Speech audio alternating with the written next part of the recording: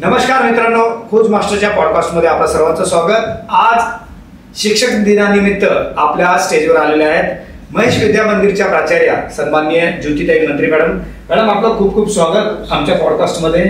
आज आपण इथे आलात त्याबद्दल आपलं खूप खूप अभिनंदन। शिक्षक दिन आणि शिक्षक म्हणजे गुरुवर्य, गुरु ते म्हणतात ना, गुरु विष्णू गुरु ब्रह्मा, त्या पद्धतीचं आज आपलं हे शैक्षणिक दिनानिमित्त आपण हा एपिसोड लॉन्च केलेला आहे। आणि या सदरमध्ये आपण शिक्षक म्हणजे काय, गुरुवर्य, आपण पौराणिक काळामधून पाहत आहोत की शिक्षकाला, गुरुला काय महत्व दिलेलं आहे। जिथे द्रोणाचार्याने जिथे विश्वत्थामाला अंगठा मागितला, कुठल्याही क्षणाचा विलंब न करता त्यांनी क्षणात आपला अंगठा कापून दिला। अशा प्रकारचे शिष्य आणि अशा प्रकारचे गुरु आपल्याला द्वापर युगामध्ये आढळून आले। आणि त्यामुळेच कृष्ण सारथी असल्यामुळे अर्जुन 5 पांडवाचा एक ज्याला म्हणतात की मार्गदर्शक लाभला, गुरुवर्य लाभले कृष्ण, त्यामुळेच अर्जुनाला आणि 5 पांडवाला हे महाभारत जिंकता आलं।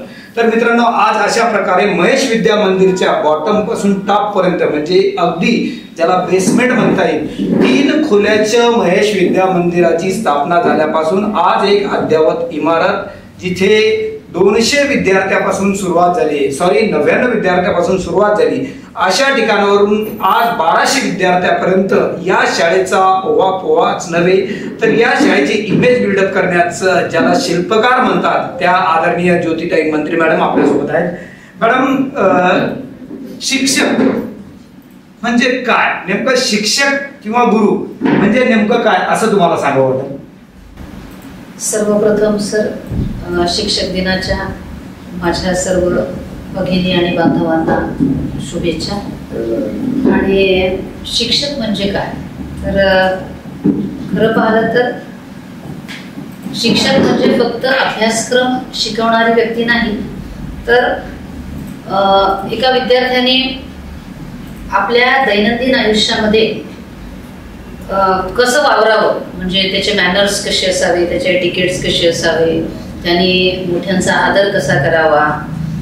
त्यानंतर जर का आपल्या आयुष्यामध्ये कुठे असं वाटायला लागलं की आयुष्य खूपच डिप्रेशन सारखं, म्हणजे कुठेतरी हारलोय आपण, तेव्हा नवीन उभारी कशी आणावी, या सर्वांचं शिक्षण देणारा, भावनिक पद्धतीने शिक्षण देणारा जर का शिक्षक असेल, म्हणजे थोडक्यात सांगायचं झालं तर जगावं कसं हे सांगणारं नॉलेज जो देतो तो खरा शिक्षक। मग सर्वात पहिला गुरु जगात कोण असेल?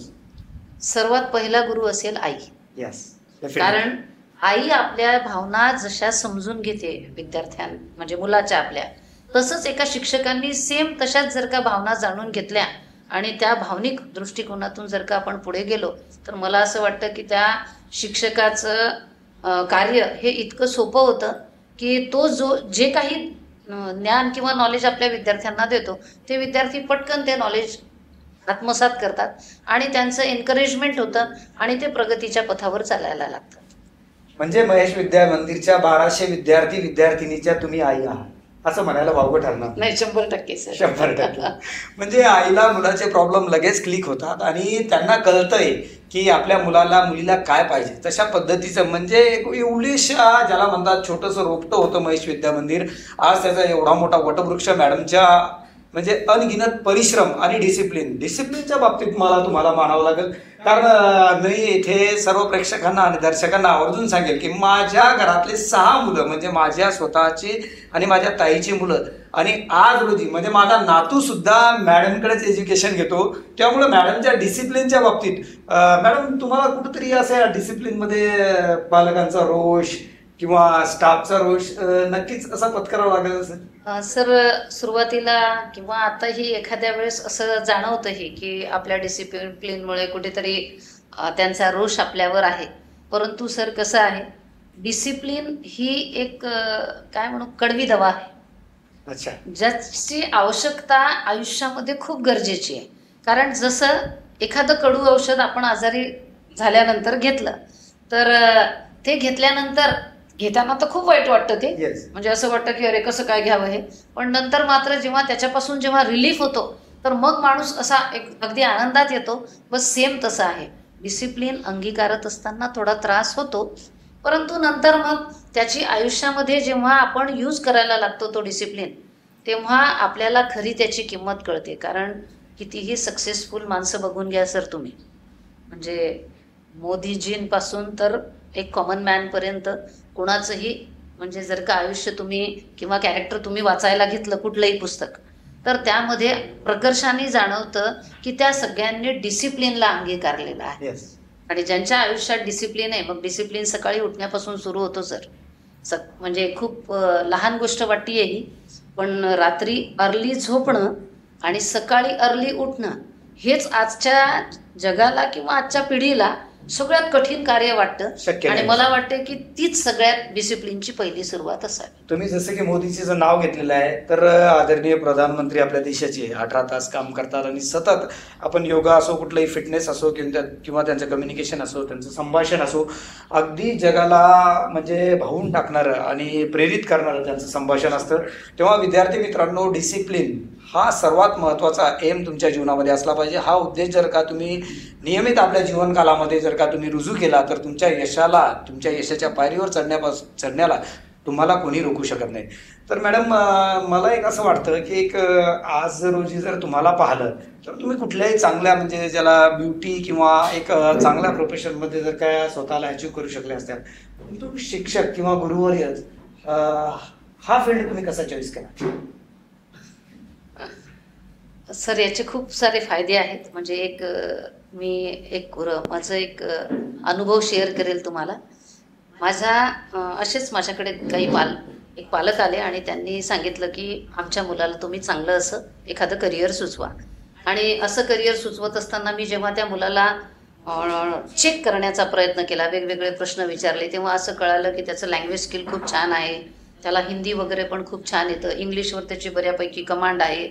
आणि असं करत असताना तो मला रिसर्चच्या दृष्टिकोनातून जास्त बेटर वाटला, कारण तो खूपच चिकाटीने अभ्यास करत होता. पण जेव्हा मी त्यांना सांगितलं की तुला रिसर्चमध्ये आणि एज्युकेशन म्हणजे शिक्षक व्हायला पाहिजे, तर सर त्या विद्यार्थ्यांनी इतक्या पटकन मला उत्तर दिलं की नाही, टीचर नहीं हो सकता. ओके, हाँ, टीचर नहीं हो सकता. मी म्हटलं का? तो बोले या पेशामध्ये काय आहे असं की जिससे मैं मेरा करियर, न तो पैसा है, न नेम है, न फेम है, और बोरिंग कितना है, एक ही एक चीज जिंदगी भर पढ़ाते रहो. म्हणजे असं त्याचं ओपिनियन होतं. परंतु मला असं वाटतं की याच प्रश्नाचं जर का मला तुम्ही हा प्रश्न विचारला की मॅडम तुम्ही हा पेशा कसा स्वीकारला, तर मला असं वाटतं की एक शिक्षक होणं हे कुठल्याही दुसऱ्या प्रोफेशनपेक्षा सगळ्यात मोठं पॅकेज कदाचित शिक्षकाजवळ असेल. मी प्रूव्ह करून दाखवेल की एक सगळ्यात महत्त्वाचं, तुम्हाला तुमच्याकडे जे नॉलेज आहे त्याला रिन्यू करता येतं दररोज, म्हणजे विद्यार्थ्यांना शेअर करून. असं तर 5 मिनिटं तुम्ही भाषण द्यायला गेले तर सर पब्लिक बोर होते. आणि शिक्षक एक पेशा असा आहे जिथे तुम्ही आपले विचार मांडू शकता पूर्ण 40 मिनिटासाठी, जिथे सगळ्यात म्हणजे ऑडियन्स आपसुकच मिळतंय. आणि आज देशाला ज्याची खरोखर गरज आहे, जी पिढी आता असं वाटतं की या मोबाईलच्या दुनियेमध्ये कुठेतरी भरकटून जाईल, तेव्हा त्यांना ज्ञानार्जन करण्याचं कार्य म्हणजे एक सेवा आपल्या हातून घडते. त्यानंतर रिस्पेक्ट जर का तुम्ही विचार केला तर मला असं वाटतं की समाजामध्ये आई वडिलांनंतर जर का कोणाला खूप मोठा मान असेल तर तो शिक्षकच आहे. म्हणजे आता तेही सगळ्यात मोठं. आणि इन्कम, पैसा थोडाफार कमी असेल जास्त असेल, पण मला वाटतं हाच सगळ्यात मोठा पॅकेज आजच्या घडीला दुनियेत असू शकतो. आणि विकसित देशांनी सर हे मानलेलं आहे. जे विकसित देश आहे तिथे जर का तुम्ही एखाद्या मुलाचा इंटरव्ह्यू घेतला आणि त्याला विचारलं की तुला काय बनावं असं वाटतं, तो नक्कीच प्रोफेसर म्हणेल. कारण नवीन पिढीशी इंटरॅक्शन करण्याचं, म्हणजे तुम्ही 50 वर्षाचे झाले, 58 वर्षाचे झाले, तुम्ही रिटायरमेंटच्या काळाला आले तरी तेव्हाही तुम्ही यंग जनरेशनच्या टचमध्ये आहे. कारण आज रोजी यंग जनरेशन ही एजेड लोकांशी बोलायलाच तयार नाही, आई वडिलांशीच नाही बोलत, आजी आजोबांशी नाही बोलत. तिथे आपण शिक्षक म्हणून नवीन पोरांशी इंटरॅक्ट करू शकतो. मला वाटतं हेच आजच्या जगाला धरून चालण्यासारखं आहे. म्हणजे शिक्षक जसं विद्यार्थ्यांचा बोट धरतो ना सर, असं म्हणतात ना, तसं विद्यार्थी सुद्धा त्या शिक्षकाचं बोट धरतो नवीन टेक्नॉलॉजीला शिकण्यासाठी, असं मला वाटतं. म्हणून मला वाटतं हाच माझा हा पेशा मला खूप आवडीचा आहे. शिक्षक म्हणजे गुरुवर्य, आणि गुरुवर्य आपल्या विद्यार्थ्यांना घडवत असताना सर्वात महत्त्वाचा म्हणजे मान सन्मान त्यांना जो मिळतो, तो जोपर्यंत ते गुरुवर्य हयात असतात मित्रांनो, तोपर्यंत त्यांना तो मान सन्मान मिळत असतो. आणि या जगामध्ये कुठलेही किती पैका अडका खर्च करून तुम्हाला एवढ्या मोठ्यापर्यंत म्हणजे लाईफ टाईम, इवन दॅट म्हणजे पास्ट ऑफ यू, तुमच्या नंतर सुद्धा तुमची जी पिढी असते, ज्यांना तुम्ही घडवलेलं असते, मग ते डॉक्टर्स असो, इंजिनियर्स असो किंवा एखादा लेबर असो, सर्वांच्या मनामध्ये ज्या वेळेस तुमची इमेज क्रिएट होते त्यावेळेस एकच शब्द निघतो की हे माझे गुरुवर्य आहेत. आणि हे माझे गुरुवर्य असताना यांनीच मला घडवलेलं आहे की एव्हाना जर का माझ्या आयुष्यामध्ये काही कमी घडलं असेल किंवा जास्त घडलं असेल तर मी ते माझ्या दोषारोपामुळे झालेलं आहे. त्यामुळे शिक्षक हा पेशा किंवा हा व्यवसाय स्वीकारत असताना, मी याला व्यवसाय बोलणार नाही, कदाचित व्यवसाय बोलणं हे चुकीचं होईल, परंतु शिक्षक होत असताना खूप महत्त्वाचं कार्य म्हणजे आपल्या पिढीला घडवणं. जे आई वडिलांनंतर जे कार्य सत्कार्य करतात ते फक्त शिक्षक असतात. आणि अशा प्रकारचा एक छान उपक्रम किंवा छान जीवनाचा दैनंदिन म्हणजे अहोरात्र ज्याला म्हणता येईल, विद्यार्थी घडवण्याचं आणि पुढची पिढी घडवण्याचं सत्कार्य मंत्री मॅडम आपल्या हातामधून करत आहेत. त्याबद्दल तुमचं खूप खूप कौतुक मॅडम. मला एक सांगा, आपल्या काळामध्ये म्हणजे जस्ट इमॅजिन मी 50मध्ये एंटर करतोय, तर माझ्या काळामध्ये असं होतं की एक छोटीशी पिशवी असायची, त्याच्यामध्ये एक स्लेट असायची, एखादी लेखणी वगैरे असायची, आणि फाटलेले कपडे घेऊन आपण शाळेमध्ये जायचो. त्यावेळेस आपले आईवडील आपल्याला एकच सांगायचे की तुला काहीही जरी झालं, तुझ्या शिक्षणाने कितीही बदललं, छडी मारली, हां छडीवरून मला एक म्हण आठवली, छडी लागे छमछम विद्या येई घमघम. परंतु आज रोजी त्याचा ट्रॅक थोडा चेंज झालेला आहे. लागलीच तुम्ही एखाद्या शिक्षकांनी जर का विद्यार्थ्याला थोडंसं म्हणजे पनिशमेंट केलं तर लागलीच पालक त्यांच्यावर शिक्षकांवर स्वार होतात आणि माझ्या मुलाला अजिबात हात लावायचा नाही किंवा त्याला तशा प्रकारची पनिश द्यायची नाही. आजकालच्या पालकाबद्दल तुम्हाला काय वाटतं या एज्युकेशन फील्डमध्ये? खरं पाहिलं सर तर आता जगच बदललं आहे आणि पालकांची भूमिका मला तरी वाटते की ती चुकीची नाहीये. कारण अगोदर कसं होतं, आपण आपल्या आई वडिलांना 4-5 भावंड, बहीण भाऊ असे असायचो, आणि आता काय झालंय, 1 किंवा 2 मुलं आहे आणि सेंटर ऑफ अट्रॅक्शन सगळ्यांच्या घरामधलं फक्त ते बाळ झालेलं आहे.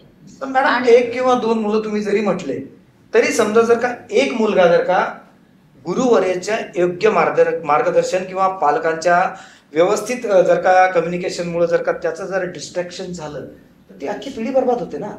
हो, अख्खी पिढी बर्बाद होते. पण सर काय आहे, आजकाल टीचर्स ट्रेनिंगला पण तो चेंज झालेला आहे. येस, म्हणजे जसं घरी पॅम्परिंग खूप होतं असाही प्रकार आहे सध्या.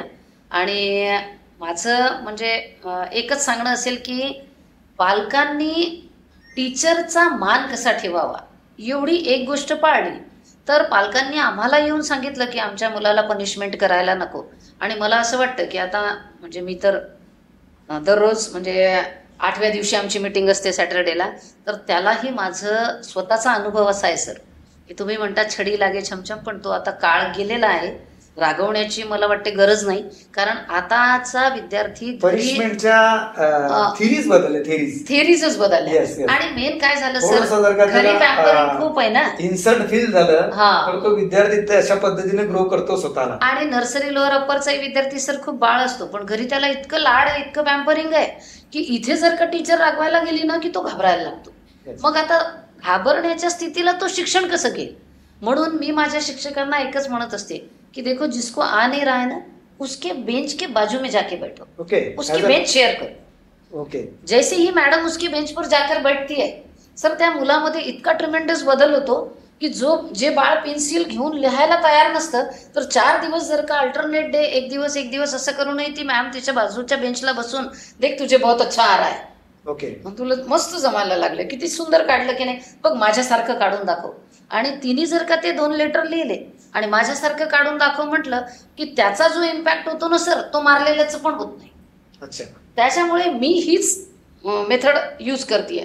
एक आत्ताच एक ॲडमिशन झालंय, तो कर्स्यू लिहित होतं बाळ ते. आणि आता सध्या आमच्याकडे काही पालकांच्या इच्छा नाही आहे की कर्स्यू असावं म्हणून, मग असं करून आम्ही हळूहळू कर्स्यूला थोडंसं साईड केलं आहे. तर ते बाळ कर्स्यू लिहितं. मी म्हटलं मॅडम तुमचं बाळ खूप छान लिहिते, त्याला असंच कंटिन्यू करा, परंतु काही लूप्स त्याचे जे ते तितके परफेक्ट नाही आहेत.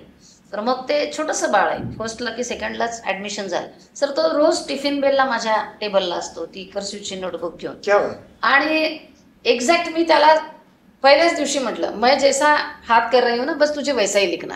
सेम लिहून आणतो सर तो रोज. दररोज तो सेकंडचा विद्यार्थी जेवण झालं की पहिले केबिनला असतो. म्हणतात ना लहान बाळाचा माइंड एकदम ब्लँक पेपर सारखा, त्याला आपण जसं पद्धतीने सांगितलं त्या पद्धतीने करतो. म्हणून मला तरी वाटतं की छडी लागे छमछमची आपल्या काळी ठीक होतं ते, कारण आपल्याला ती सवय होती विदाऊट पॅम्परिंगची. पण आता पॅम्परिंग आहे सर, त्यामुळे मला तरी वाटतं की भीतीच्या वातावरणात आपण त्यांना शिक्षण देऊ शकणार नाही. अतिशय छान पद्धतीने मॅडमने सांगितलेलं आहे की तो काळ गेलेला आहे. जसं काही कालानंतर सर्व युग बदलतात त्याच पद्धतीचं हे एआयचं युग आलेलं आहे. या युगामध्ये तुम्हाला कुठेही छडी वापरायला चालणार नाही, परंतु छडी न वापरता एक सात्विक पद्धतीने तुम्हाला एज्युकेशन देता येईल. आणि मुलांच्या मनामधली जी भीती आहे ती आदरयुक्त भीती कशी घडवावी त्याचं अतिशय चांगल्या पद्धतीचं उदाहरण मॅडमने दिलेलं आहे. आणि अशाच पद्धतीने सर्व शिक्षकांनी सुद्धा जर या थेअरीचा या थीमचा वापर केला तर निश्चितच सर्व शाळांचं नाव महेश विद्या मंदिर सारखं, म्हणजे महेशचे मोती जे यांनी स्लोगन तयार केलेलं आहे महेश के मोती, त्या पद्धतीने आपल्या शाळेत सुद्धा मोठ्या प्रमाणात मोती प्रोडक्ट करायला, म्हणजे मोती लॉन्च करायला आपल्याला कदाचित साधं आणि सोपं सरळ होईल. मॅडम, शिक्षक आणि पालक याच्यामध्ये सर्वात मोठा डिफरन्स असतो कम्युनिकेशन घ्या. जसं की काही पालक 5वी 7वी शिकलेले असतात आणि त्यांचा जो व्यवसाय असतो मजुरी शेती वगैरे अशा पद्धतीचा असतो. आणि अशा घरामध्ये मुळात शिक्षण लॅप्स झालेलं असतं की आई वडील कुठेतरी 5वी 7वी पर्यंत शिकलेले असतात. अशा परिस्थितीत त्या मुलांचा जो तुमच्या शैक्षणिक भाषेत आपल्याला ज्याला स्कोअर म्हणता येईल किंवा रिझल्ट म्हणता येईल तो लो असतो. अशा परिस्थितीत पालक लागलीच शिक्षकांवर किंवा प्रिन्सिपलवरती चढतात की आम्ही फीस तुम्हाला सेम पेड करतो, आमच्या विद्यार्थीला सर्व फॅसिलिटीज आम्ही सेम देतो, मग आमच्या विद्यार्थ्याला काय नाही. अशा परिस्थितीत तुम्हाला कसं वाटतं? होतं कधी कधी असे की एखादा पालक पॅनिक वगैरे फील नाही होत का? उलट सर माहितीये का, मी माझ्या पालकांना रिक्वेस्ट करते, म्हणजे आज तुमच्या चॅनलवरून मी परत एकदा आवाहन करेल माझ्या पालकांना की तुम्ही कुठल्याही परिस्थितीत मला पर्सनल सॅटर्डेला येऊन भेटा आम्हाला. म्हणजे जेव्हा जेव्हा आम्ही मीटिंग लावतो मग तुम्हाला तुमच्या बाळाचा अभ्यासक्रम बाबतीत मला तुमचा एक रूल पक्का जाणवला. जर एखाद्या मुलाचे पॅरेंट्स मीटिंगला अब्सेन्स असले तर तुम्ही त्या मुलाची चांगलीच म्हणजे ज्याला म्हणता येईल तुमच्या भाषेमध्ये हजेरी घेता. नाही, हजेरी घ्यावीच लागेल ना सर, मी तेच करता म्हणतेय. सर, शिक्षण देणे ही खरोखर सांगू का फक्त शाळेची प्रोसेस नाहीये, ती त्रिकोण प्रोसेस आहे. म्हणजे पालक, शिक्षक आणि विद्यार्थी. कारण आमच्या दोघांचा ध्येय काय आहे? आमचं मूल घडवणे. म्हणजे आई वडिलांचंही तेच आहे आणि आमचंही ध्येय तोच आहे. मग जर का आमच्या दोघांचं ध्येय एक आहे आणि आम्हाला घडवायचंय ते बाळ एक आहे, तर मग आमच्या दोघांचं कम्युनिकेशन व्हायलाच पाहिजे ना सर. आणि ते वारंवार येत गेले तरच ते मूल घडणार. आता 4 दिवसा अगोदर एक 3rd स्टँडर्डचे पालक आले आणि त्यांनी म्हटलं की मॅडम त्याचा लास्ट इयर सारखा प्रतिसाद दिसत नाहीये बघा, काहीतरी बघा ना. त्याचे नोटबुक्स बोलवले, सगळे 6चे 6 टीचर, सब्जेक्ट टीचर मी केबिनला बोलवले आणि पटापट त्या पालकाच्या शंकांचं निरसन करून दिलं. आणि त्यांना सांगितलं की सर तुम्हाला रिक्वेस्ट आहे माझी की तुम्ही 15 दिवसानंतर परत या. नाही ना म्हणे मॅडम, ते खेड्यावरून येतो, शेती कसं. मी म्हटलं भैया शेतीमध्ये इन्व्हेस्टमेंट केली आहे ना? तर म्हणे हो. मी म्हटलं मग ही सुद्धा आपल्या जीवनाची इन्व्हेस्टमेंट आहे. आणि जर का तुम्ही एखाद्या नाही मॅडम, पुढच्या पिढीची इन्व्हेस्टमेंट आहे. मग आता सांगा, आणि आपलं तर ध्येय तेच आहे ना. तर मी त्यांना म्हटलं की तुम्ही 15 दिवसानंतर या. कुठलीही शेतीला तुम्ही असं करता का की 1 वर्ष जाऊनच नाही बघायचं? म्हटलं तसं तुम्ही 15 दिवसानंतर या. तुम्ही जर का आले ना तर बघा हे सगळे 6. नाही म्हणे मॅडम, मी कॉल करून त्या मॅडमशी बोलतो ना, क्लास टीचरशी. म्हटलं ती एकटीच बोलणार आहे, ती या 5 जणांना सांगणार नाही की तुमच्या बाळाचं काय करायचंय. म्हणून तुम्हाला रिक्वेस्ट आहे की तुम्ही येऊन भेटा. ते भेटल्यानंतरच सर खरं तर विद्यार्थी खऱ्या अर्थाने घडणार आहे. पालकांनी जर आपल्या विद्यार्थ्याची म्हणजे आपल्या पाल्याची नीट काळजी घेतली आणि अपडेट्स शाळेच्या कॉलेजच्या असतील किंवा कुठल्याही शैक्षणिक स्तराचे अपडेट्स जर का तुम्ही फॉलो केल्या आणि इन्स्ट्रक्शन पर्टिक्युलर जर का तुमच्या प्रिन्सिपल असो, तुमचे लेक्चरर असो किंवा तुमचे टीचर असो, त्यांचे जर का तुम्ही इन्स्ट्रक्शन प्रॉपर फॉलो केले तरच तुमच्या पाल्यावर तुमचं लक्ष असं आवर्जून राहील. आणि कुठेतरी तुम्हालाही त्याचा एक सिंहाचा वाटा घेता येईल. मित्रांनो, विद्यार्थी घडत असतो आई, वडील आणि शिक्षक यांच्या सानिध्यामध्ये. आणि मला आवर्जून सांगायचं, तुम्ही एक आई आहात म्हणून मी तुम्हाला सांगतो की आता जर आपण विचार केला तर हे म्हणायला वावगं ठरणार नाही की आज लोकांना मुलाबाळापेक्षा मोबाईल खूप आवडीचा झालेला आहे. आणि मोस्टली काय झालेलं आहे, आता इन्स्टा किंवा अशा प्रकारच्या ज्या स्नॅपचॅट वगैरे अशा प्रकारच्या ज्या ॲप्स आलेल्या आहेत यामुळे कुठेतरी महिला आपल्या पाल्याच्या हातामध्ये मोबाईल देऊन बिनधास्तपणे वावरताना आढळतात. तर अशा महिलांना तुम्हाला काय संदेश द्यायचा आहे? टेक्नॉलॉजीशी यूज टू तर व्हावंच लागेल. येस, म्हणजे ते तर खरं आहे. आता मी जर का म्हटलं की तुम्ही मोबाईल वापरू नका तर हे अगदी चुकीचं होईल. विद्यार्थ्यांना मोबाईल देऊ नका ते त्याहूनही चुकीचं होईल.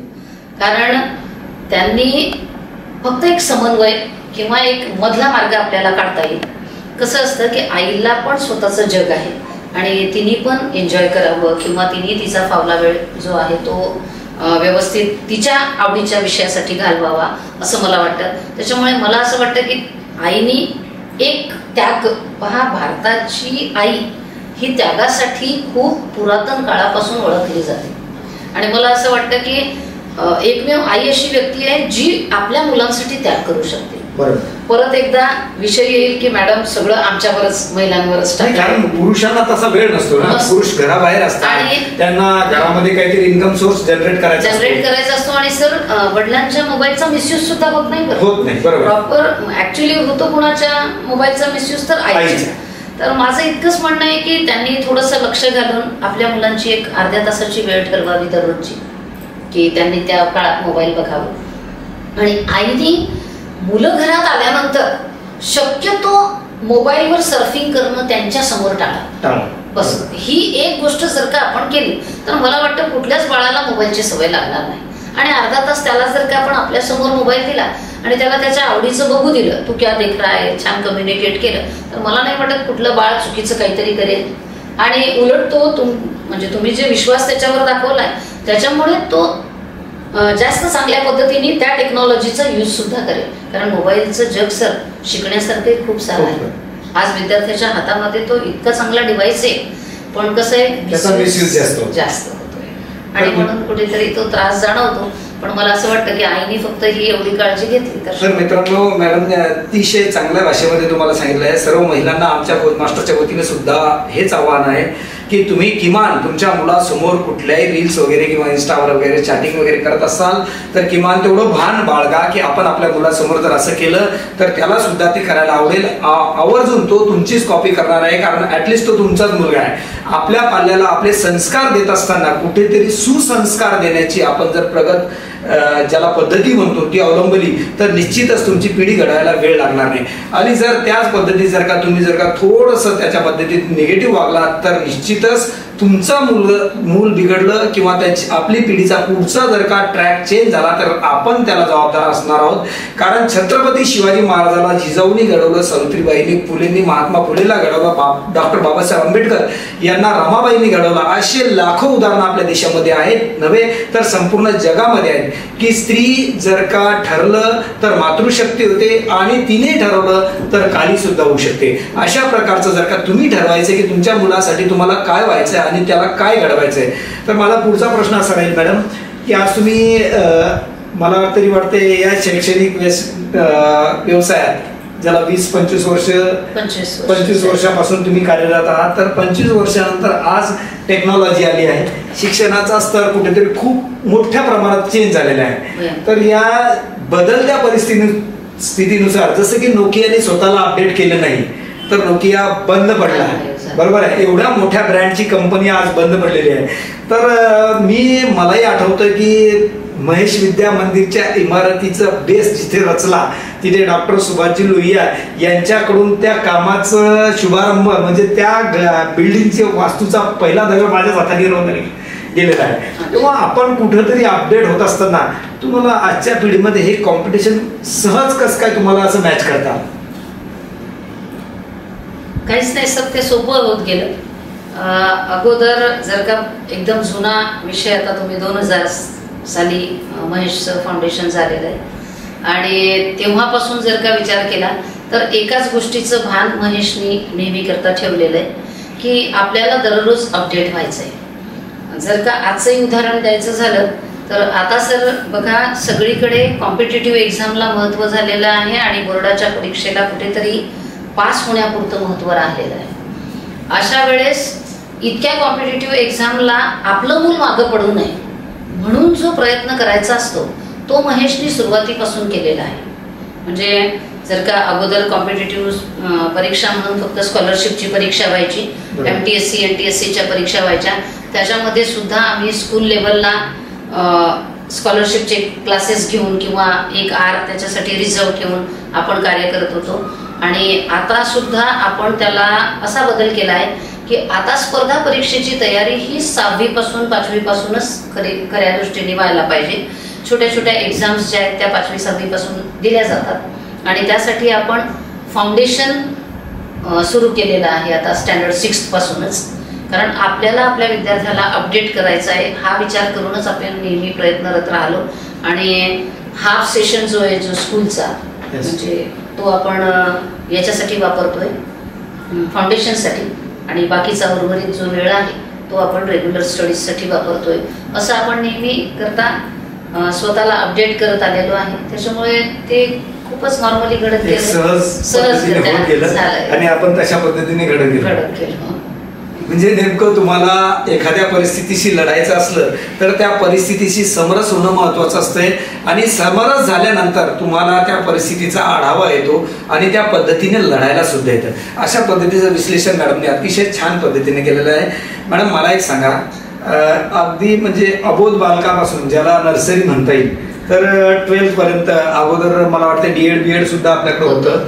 अशा परिस्थितीत म्हणजे अगदी अबोध बालकाला ज्याला काही कळत नाही त्याच्यापासून तर ओठावर निशा आलेल्या मुलापर्यंत किंवा मुलीपर्यंत, मॅच्युअर्ड मुली, अबोध बालक, अशा सर्वांसोबत तुमचं एक तुमच्या शाळेमध्ये मला तरी डोंट माइंड, परंतु काही मुलं अशी असतात की ते आवर्जून म्हणतात मॅडम खूप स्ट्रिक्ट आहे आणि अशा पद्धतीची टीचर नको पाहिजे होती. म्हणजे असं कुठेतरी ॲलिगेशन सुद्धा फेस करावं लागतं. अशा वेळेस काय वाटतं की म्हणजे कुठेतरी मुलांचा रोष ज्यावेळेस येतो, ठीक आहे पालकांचा साहजिक आहे तो व्यावसायिक दृष्टिकोन असतो की आमच्या मुलांचे पैसे वगैरे भरलेले आहेत, पण एक छोटासा मुलगा ज्यावेळेस समजा जर का त्याला तुम्ही पनिश करता आणि मग तो रागावतो, चिडतो, नाराज होतो आणि मग नंतर त्याच्या मम्मीकडे कंप्लेंट करतो की मम्मी मुझे मॅडम ने मारा या मुझे पनिश किया. अशा वेळेस कसं मानसिक स्थिती कशी असते? नाही सर, एवढ्या लहान बाळांना तर कदाचित माझ्याकडून मारल्या नाही गेले, रागवल्या गेले. कारण प्रॉब्लेम असा होतो मी डिरेक्ट अप्रोच होतच नाही सर म्हणजे रागवायला. मला एक इन्सिडेंट आठवतो, तुमच्या शाळेमध्ये कदाचित फॅन्सी ड्रेस कॉम्पिटिशन होतं आणि 4-5 मुलं ऑटोमध्ये येत होते, कुठले तरी फॅन्सी ड्रेस त्यांच्या अंगामध्ये होते. कारण माझं प्रॅक्टिकली माझे मुलं तिथे शिकायला असल्यामुळे मला हा एक्सपिरियन्स आला. 4-5 मुलं होते, त्याच्यामध्ये एक छोटासा मुलगा, तिथे थोडंसं ट्रॅफिक जाम झालं त्याच्यामुळे माझी बाईक मी स्टॉप केली आणि तिथं तो त्याला बोलतो मैंने तो इतना अच्छा ड्रेसिंग करके आया, देखो मेरा मेकअप भी अच्छा है, फिर मैडम ने मुझे गुड क्यों नहीं बोला है. म्हणजे एक छोटासा बिलकुल एक मला तरी वाटतं एक 4-5 वर्षाचा तो मुलगा असेल, एकदम क्यूट होता आणि तो बोलतो त्याच्या सराउंडिंग जे मित्र वगैरे होते तर मग असं त्याला जे वाईट वाटतं किंवा समजा मग तसे विद्यार्थी तुमच्याकडे तशा प्रकारच्या तक्रारी वगैरे करताना एक गुडविल एक्सपिरियन्स झाला म्हणता येईल, तो कधी आलेला आहे? नाही आलेला आहे. विद्यार्थ्याला असं वाटत असतं सर की मॅम ने गुड बोलना बहुत जरुरी है, मॅम ने अच्छा बोलना बहुत जरुरी है. म्हणून कितीतरी वेळा पालकही स्वतः त्या बाळांना माझ्याकडे घेऊन येतात.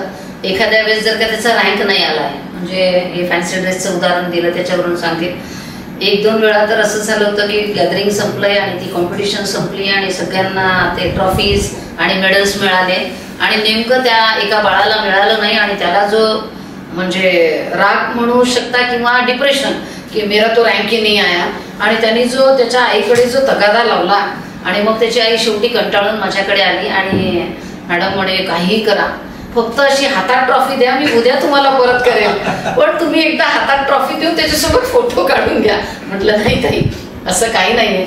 आणि अशा वेळेस मग ट्रॉफी बोलवण्यात आली आणि त्याला ती ट्रॉफी देण्यात आली सर. कारण त्याला नाही माहित ना की स्पर्धा काय आहे. स्पर्धा जी झाली आहे ती झाली आहे, पण त्याला वाटतं ना की मी खूप चांगलं परफॉर्म केलंय आणि म्हणून त्याला एनकरेज करणं हे आपलं कार्य आहे. म्हणून अशा वेळेसही मी ती ट्रॉफी देऊन त्याचा सत्कार केलेला आहे. असे बऱ्याच वेळा होतं. आणि खास म्हणजे नर्सरी लोअर अप्परचे बाळ जे छोटे छोटे असतात, या मोठ्यांना तरी कळतं, हे काही बोलणार नाही, पण लहान बाळांसोबत असं होतं तर मग ते त्या सिच्युएशनला आम्ही असं करूनही घेतो. मित्रांनो, सर्वात महत्त्वाचा विषय म्हणजे आज बदलत्या पद्धतीनुसार आपण जगात पाहतो की एकीकडे गव्हर्नमेंट म्हणतं की चांगल्या पद्धतीचं शिक्षण द्या आणि दुसरीकडे खाजगी जे शिक्षण आहे त्याच्यावर कुठले तरी ॲलिगेशन, आरोप प्रत्यारोप, बंधन अशा प्रकारे होत असतात. तेव्हा अशा परिस्थितीत एक 25 वर्षाच्या कालावधीमध्ये तुम्ही महेश विद्या मंदिरचा ब्रँड आपल्या अख्ख्या जिल्ह्यामध्ये एक चांगल्या पद्धतीचा सेवा, संस्कार आणि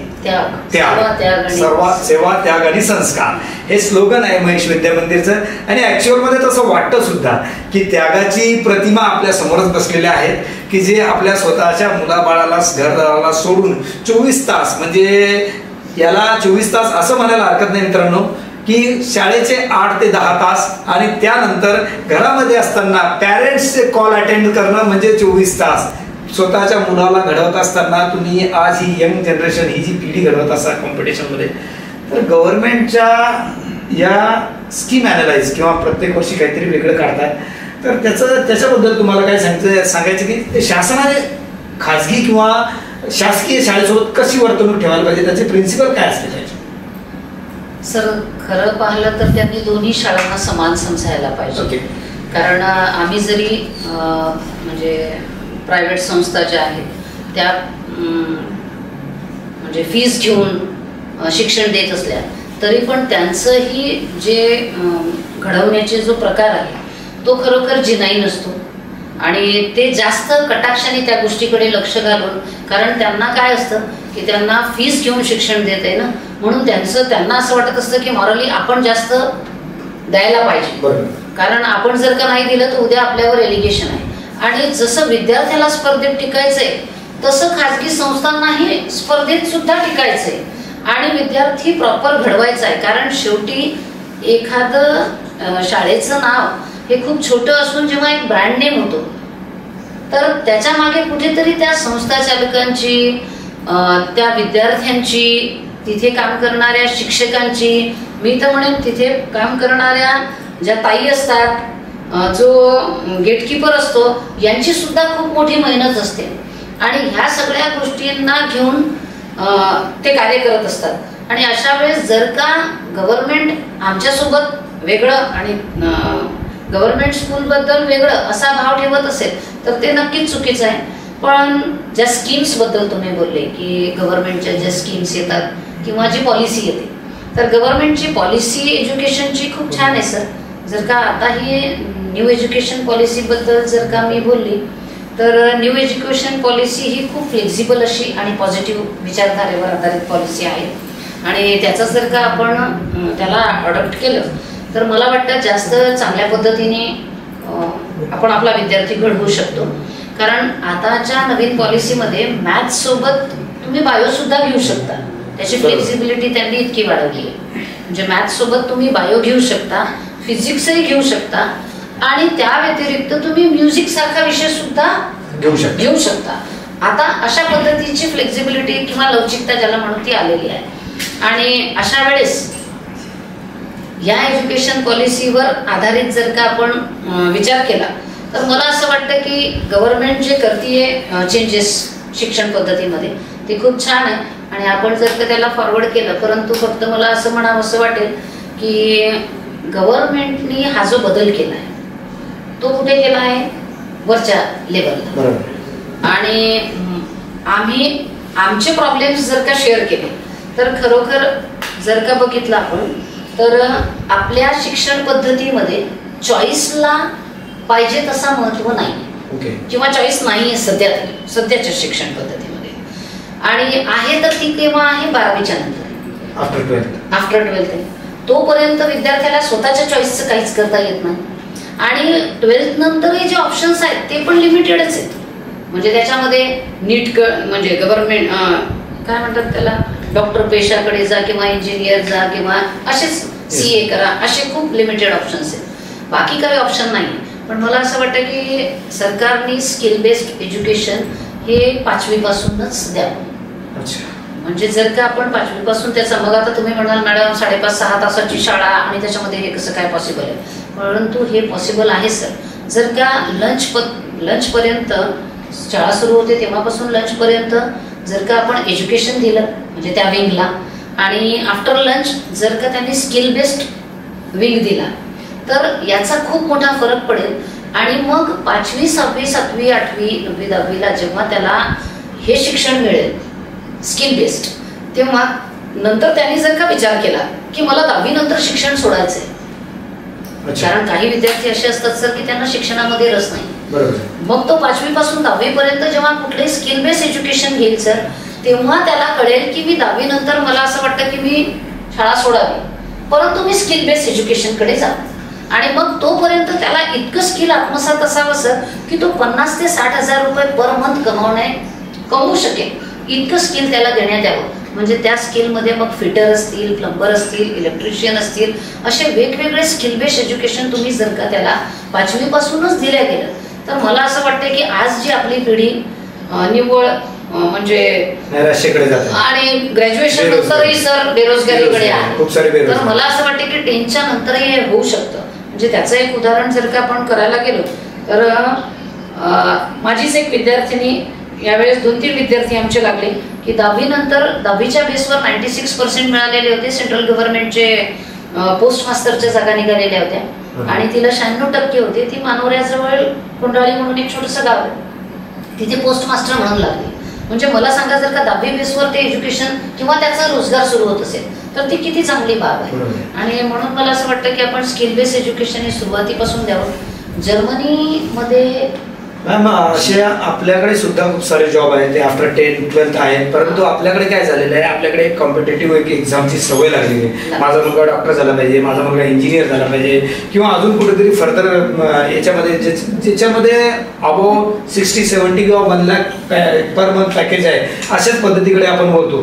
परंतु जर बेसिक विचार केला तर ऑलरेडी अशा प्रकारच्या खूप सारे जॉब आहेत ज्या आफ्टर 10-12 जे की समजा डिप्लोमा, छोटे छोटे डिप्लोमा किंवा कोर्स करून मिळतात. आपल्याकडे काय तशी जनजागृती नाही. तर जनजागृतीपेक्षा सर मी म्हणजे त्याला कारण आहे आपली विचारधारा. बरोबर. म्हणजे आपल्याकडे काय प्रॉब्लेम, प्रत्येकाला वाटतं की माझा मुलगा डॉक्टर झाला पाहिजे.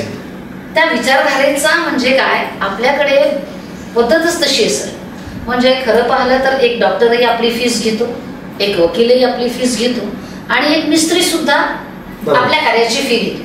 फरक आहे तो बघण्याचा दृष्टिकोनचा. आणि सर कुठलंही काम लहान नाहीये. आणि ही विचारधारा जेव्हा बदलेल ना सर आपल्या समाजाची, तेव्हा खऱ्या अर्थाने विद्यार्थी घडला हे म्हणता येईल.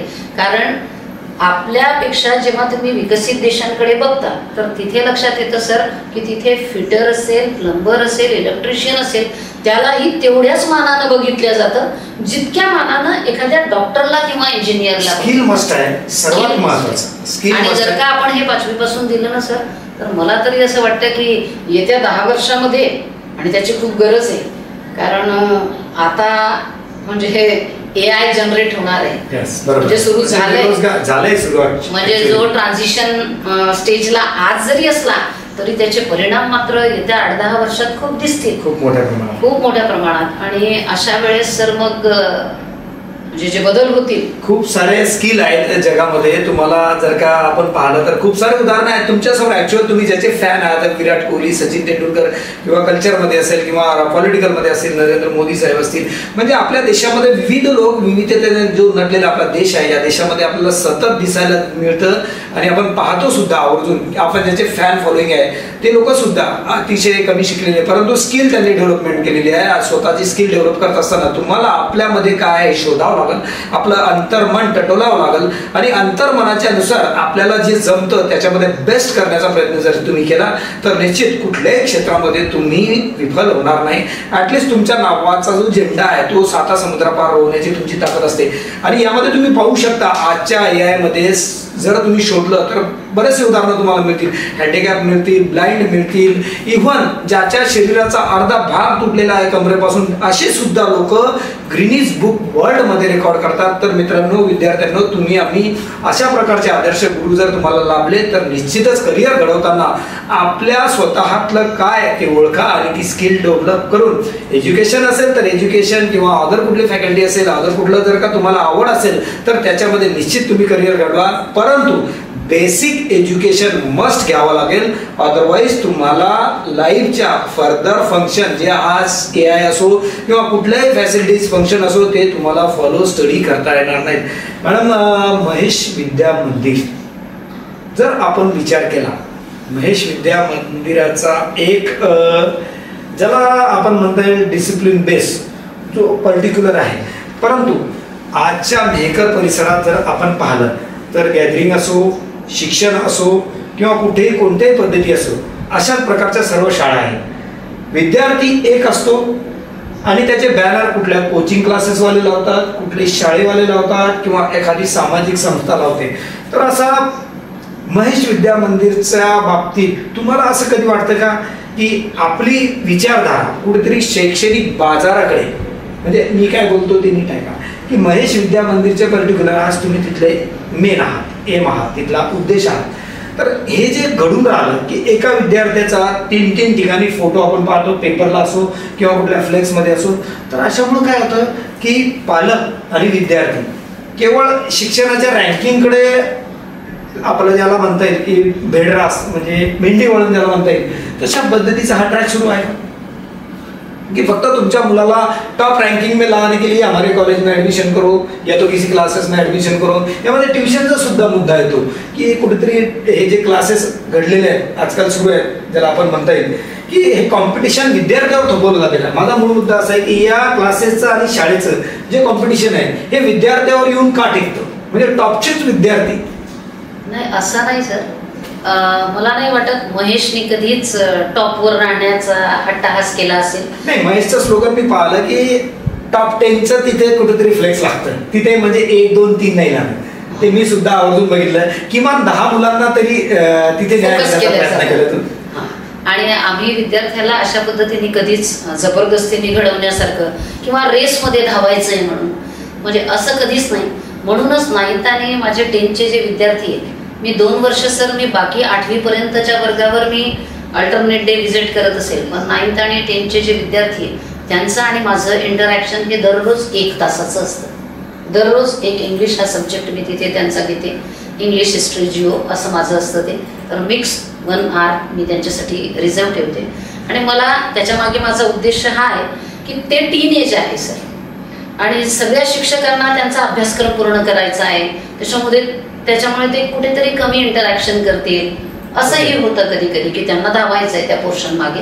आणि माझा असा विचार असतो की मी 1 hour त्याकरताच घेते की ज्याच्यामुळे मला 15 ते 20 मिनिटं रोजच्या पिरियडला त्यांच्याशी इंटरॅक्ट करायला पाहिजे. आणि मग त्या 40-45 मिनिटामध्ये मी माझं ते टीचिंग करत असते.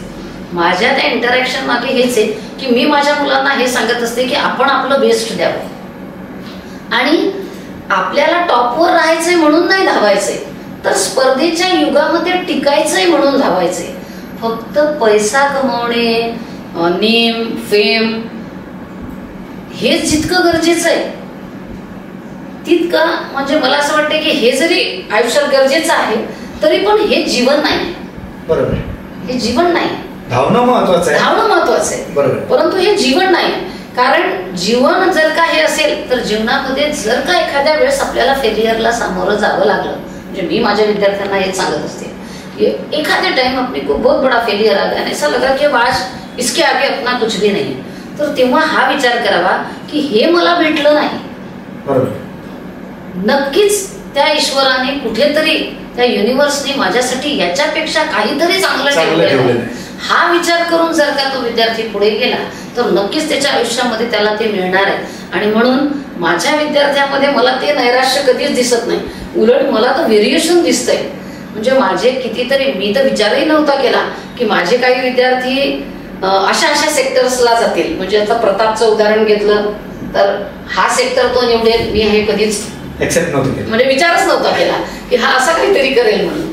आणि एक विद्यार्थिनी आणि विद्यार्थी ऍक्टर झालेले आहेत, डॉक्टर तर कितीतरी झालेले आहेत, आणि ते असे रँकच्या मागे नाही धावले सर. इंजिनियर तर कितीतरी असतील, CA झालेले सर फर्स्ट अटेम्प्टला पास होणारे कितीतरी लाईन वाईज उदाहरण आहेत माझ्याकडे. की म्हणजे ते म्हणतात की मॅडम बस आर्टिकलशिप हो गया और अभी CA, आणि फर्स्ट एकदम ग्रेट फील होता सर की कुठेतरी आपण डॉक्टर घडवला, CA घडवला, त्याच्यानंतर ऍक्ट्रेस घडवली, असं ते व्हेरिएशन दिसतं. आणि प्रत्येक जण पोलीस डिपार्टमेंटमध्ये माझे विद्यार्थी आहेत सर, म्हणजे तो पण डिपार्टमेंट असा म्हणजे चुकलेला नाही. तलाठी असतील, तहसीलमध्ये काय म्हणतात ते तहसीलदार असतील, म्हणजे अशाही पोस्टला विद्यार्थी आहेत. पण ते कसे रँकच्या मागे, आणि मी त्यांना ती सवयच नाही लावली. कारण त्या 2 वर्षात माझं एकच ब्रेन वॉश असतं, सबसे अच्छे से बात करणं आणि हमने खुद पर फोकस करणं. सगळ्यात अगोदर तर सर मी 9वी-10वी मध्ये त्यांचं बॉन्ड जे आहे ना आपसातलं, त्याला दुरुस्त करते मी. माझी सुरुवात तिथून असते की त्यांच्यामध्ये जे ग्रुपिझम झालेलं असेल आणि असतं ते मुलींमध्ये अजून आढळतं ते, तर मी सगळ्यात पहिले तिथून सुरुवात असते माझी. मुलींच्या बाबतीत तुम्ही खूप स्ट्रिक्ट आहात. कारण मला महेशच्या बाबतीत पॉझिटिव्ह त्याला स्ट्रिक्ट म्हणता येईल, परंतु मला आठवला कारण जेवढे पालक महेशमध्ये आपली मुलगी शिक्षणासाठी ठेवतायत ना, त्यांना 90% असं एकदम रिलॅक्स फील राहतं. कारण त्या पालकामधला मी एक सुद्धा आहे, कारण माझ्या 2 मुली सुद्धा तिथेच घडलेल्या आहेत. आणि तुम्ही त्यांच्याशी इंटरॅक्ट केलं असेल तर तेव्हा कळलं असेल तुम्हाला की त्या विद्यार्थ्यांनी जेव्हा 9th मध्ये आणि 10th मध्ये माझ्याशी बोलायला लागल्या, तेव्हा त्यांनी तुम्हाला नक्की सांगितलं असेल की मॅडम बिलकुल मी स्ट्रिक्ट नाही. नाही, त्यांना ते सांगता आलं, परंतु त्यांच्या मनामध्ये जे 10वी पर्यंत 9वी पर्यंत 8वी पर्यंत जे हे असते ना, ज्याला म्हणतात आदरयुक्त भीती, तीच त्यांना 9वी-10वी मध्ये खूप चांगल्या पद्धतीने. आणि म्हणूनच म्हणजे उलट त्या माझ्याशी खूप इंटरॅक्ट होतात. आणि माझा म्हणजे अट्टाहास नाही म्हणू शकत, माझा हा म्हणजे प्रयत्न असतो की मी मुलींच्या बाबतीत त्यांना चांगलं आयुष्य कसं मिळावं. एक आई म्हणून त्या महेश विद्या मंदिरमध्ये तुमचं ऑब्झर्वेशन मुलीच्या बाबतीत आणि मुलांच्या बाबतीत खूप एकदम बेस्ट आहे असेल. कारण याचा सर्व लोकांना, पालकांना अनुभव आलेला आहे. कारण आपण पाहतो, आपण कोणाला ॲलिगेशन करणार नाही किंवा कोणाला आरोप करणार नाही, परंतु बाकीच्या शालेय शिक्षण पद्धतीमध्ये किंवा जेवढे फर्म आहेत त्याच्यामध्ये आपण पाहतो, आणि महेश विद्या मंदिरमध्ये आपण पाहतो की तिथे जे अनुचित प्रकार आहेत ते नसल्यागत आहे. त्यामुळं एक सर्टिफाईड महेश विद्या मंदिर ज्याला म्हणता येईल. सर ती बिल्डिंग एका कोशासारखी झालेली आहे. येस, म्हणजे तो एक डोम आहे आमचा की त्याच्यामध्ये कोणालाच एंट्री नाही त्याच्यामध्ये अशा कशा घटनांना करणाऱ्या. आणि मुला मुलींचं बॉन्ड मी 9th-10th बॅलन्स करते स्वतःहून. म्हणजे 1 तास मी त्याच्याच करता, मी म्हटलंय ना की मी माझे दररोजचे 20 मिनिटं त्याच करता देते. आणि त्या बॉन्डचा इफेक्ट सर कुठेतरी भविष्यामध्ये त्या मुलांमुलींमध्ये दिसतो. आणि ते कधीच म्हणजे चुकीच्या मार्गाने जात नाही एक, आणि त्यांचा टेम्पो पण कमी होत नाही अभ्यासाप्रतीचा. आणि माझं एक वाक्य त्यांना दररोज असतं की hard work has no substitute. तुम्हाला ते करावंच लागेल, त्याला कुठलाच ऑप्शन नाहीये. आणि second, a man known by the company he keeps. हे 2 वाक्य मी 3ऱ्या दिवशी रिपीट असतात माझे. कारण आपण कुणासोबत सेकंड जे तुमचं वाक्य आहे ते एक वेळ रिपीट करा, म्हणजे माझ्या स्टाफला सुद्धा कळेल. अ man known by the company he keeps. म्हणजे जशा कंपनीमध्ये तुम्ही उठता बसता तसंच तुम्हाला ओळखल्या जातं. बरोबर आहे. म्हणून आपण मित्र मैत्रिणी जेव्हा चूज करतो तर त्या कशा करायच्या हे त्यांना 9वी-10वी पासूनच सांगायचंय. मॅडम, मला याचा एक लाईव्ह डेमो द्यायचा आहे. माझा फोन द्या. मला काही विद्यार्थ्यांना लाईव्ह कॉलिंग करायची आहे. अभि, माझा फोन घे.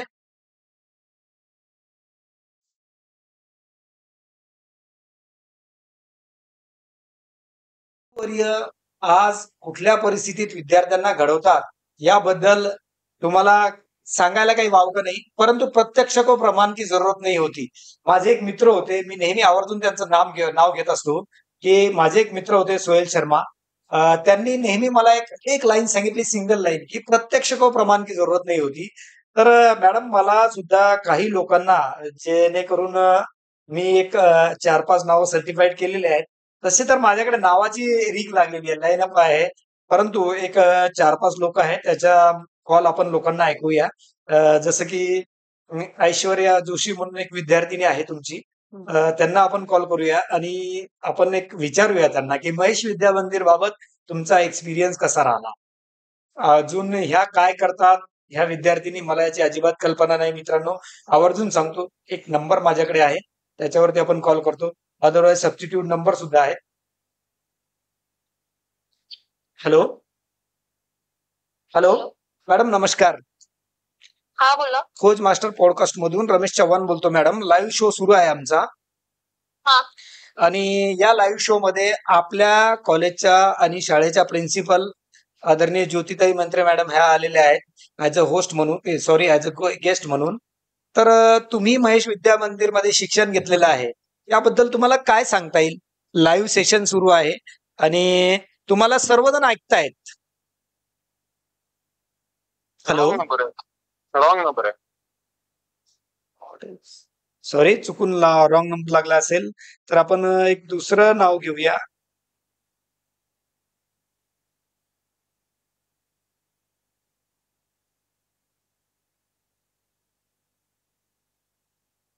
मित्रांनो या कम्युनिकेशन म्हणजे या ज्याला म्हणता येईल एआयच्या जगात आमच्याकडनं सुद्धा रॉंग नंबर लागतात. तेव्हा कुठेतरी सिंगल डिजिट जर का आपला रॉंग झाला तर अशा पद्धतीच्या मिसअंडरस्टँडिंग किंवा मिसकम्युनिकेशन होते. तर आपण सेकंड नंबर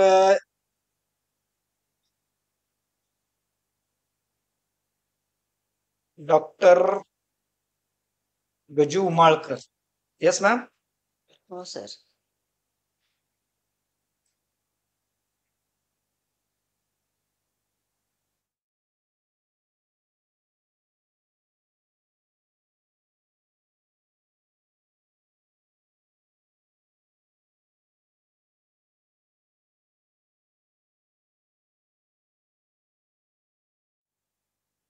एक 10 मिनिटापूर्वी मला एक कॉल आलेला जो ब्लाइंड व्यक्ती आहे माळीपेठ मधला आपल्या मेहकरच्या.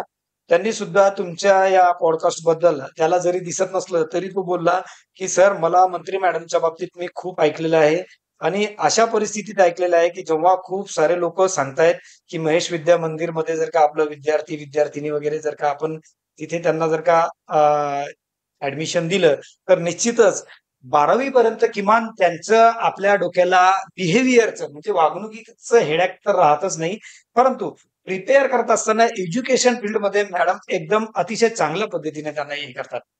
हॅलो हॅलो सर नमस्कार. रमेश चव्हाण बोलतो खोज मास्टर पॉडकास्ट मधनं.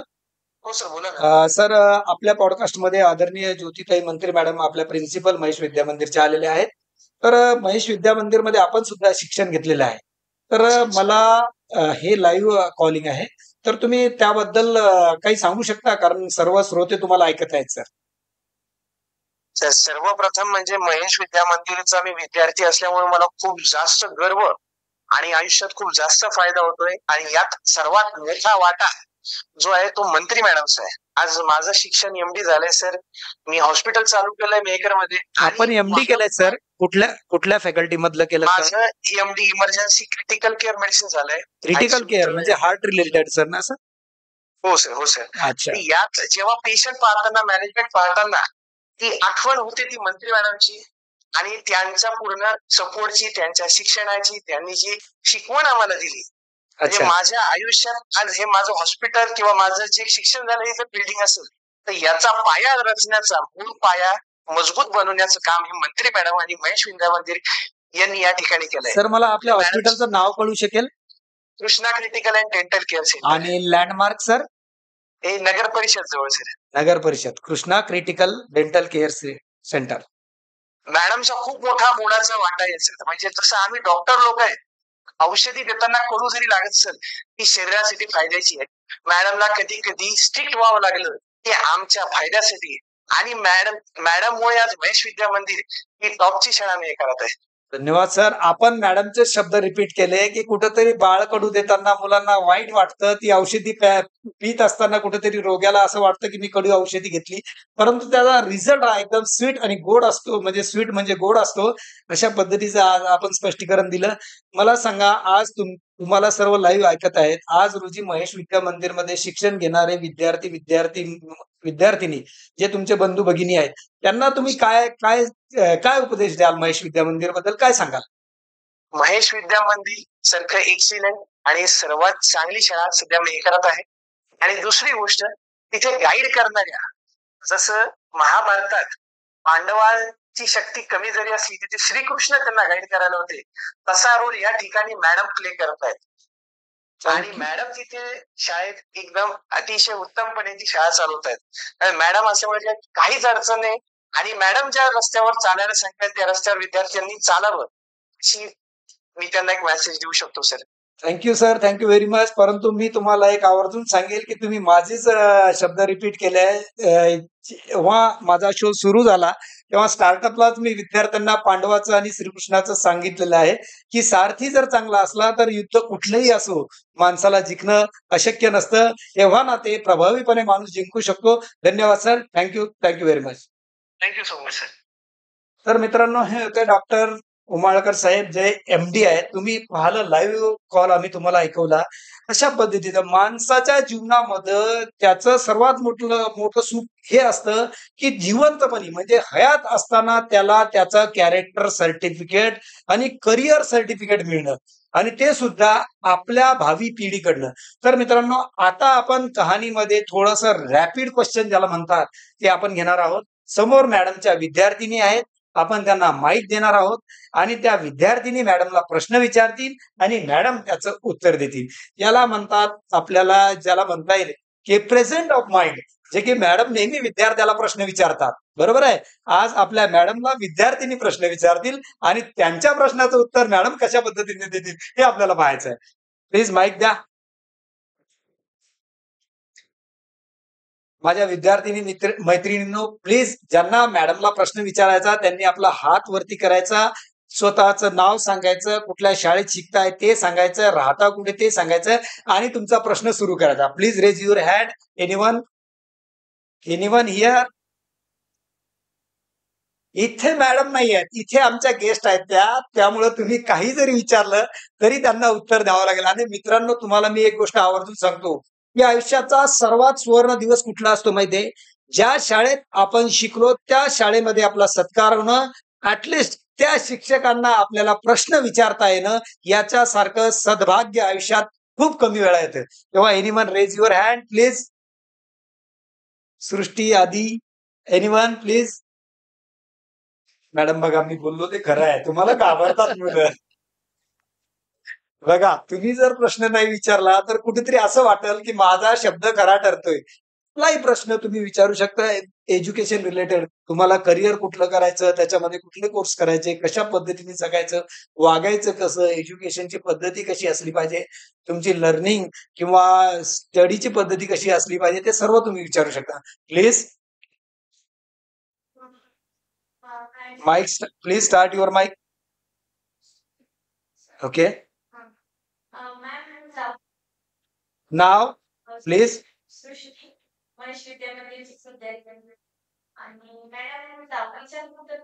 Please speak loudly. Please speak. काय करिअर ऑप्शन एवढे नाही का एवढं कोणी म्हणते हे कर, कोणी बोलते ते कर.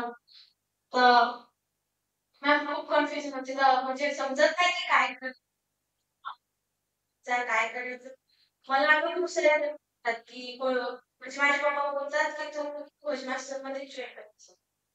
तुम्ही मला मागून टीचर करिअर ऑप्शन. आणि मला एवढं कन्फ्युजन होते की मी नेमकं काय. Please off your mic. सर्वात प्रथम तुला स्वतःला विचारायचंय की मला काय व्हायचंय. म्हणजे कुणी हे म्हणतं, कुणी ते म्हणतं, मैत्रिणी कुठल्या करिअरला. मी पण नेहमी तुम्हाला सांगत असते की भेडो जैसी विचारधारा नाही होना चाहिए. तर त्याच्यामध्ये काय आहे की तू अगोदर स्वतःला विचार की माझा इंटरेस्ट खरोखर कशामध्ये. म्हणजे मी टेक्निकल सब्जेक्ट खूप छान अटेंड करू शकते का. जर का तू सायन्समध्ये, मॅथमॅटिक्समध्ये तुझं कमांड असेल तर म्हणजे तू टेक्निकल क्षेत्रामध्ये चांगलं करू शकते. किंवा तुला असं वाटतं का की माझं टेक्निकल MCQs वगैरे म्हणजे या कॉम्पिटिटिव्ह स्पर्धा परीक्षेच्या व्यतिरिक्त मला असं वाटतं की मी थिअरी खूप चांगल्या पद्धतीने करू शकते. तर तू थिअरीचे सब्जेक्ट चॉईस कर आणि तू स्वतःलाच विचार. कारण काय आहे, कुणीही तुला जे सांगेल ना, ते तुझ्या मताचं असलं पाहिजे. कारण ते तुला जबरदस्तीने करायला भाग नाही पाडलं गेलं पाहिजे. आज मी म्हटलं की टीचर्स, तर माझं त्याच्यामागे इंटेन्शन हे होतं, की मी जेव्हा तुला टीच करत होती, तेव्हा माझं लक्ष होतं की तू सायन्स मॅथपेक्षाही तुझा रिस्पॉन्स इंग्लिश लँग्वेजला खूप छान होता. नंतर तुझं हिस्ट्री जिओ खूप बेस्ट होतं.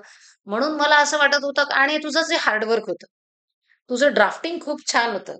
अक्षर इतकं सुंदर होतं तुझं, की त्याच्यामुळे मला असं वाटायचं, की तुझ्या ड्राफ्टिंगकडे आणि तुझी जी हार्डवर्क आहे, कारण रिसर्चकडे किंवा टीचर पेशाकडे तोच व्यक्ती जाऊ शकतो, ज्याला खरोखर हार्डवर्क करण्याची मानसिक तयारी असेल.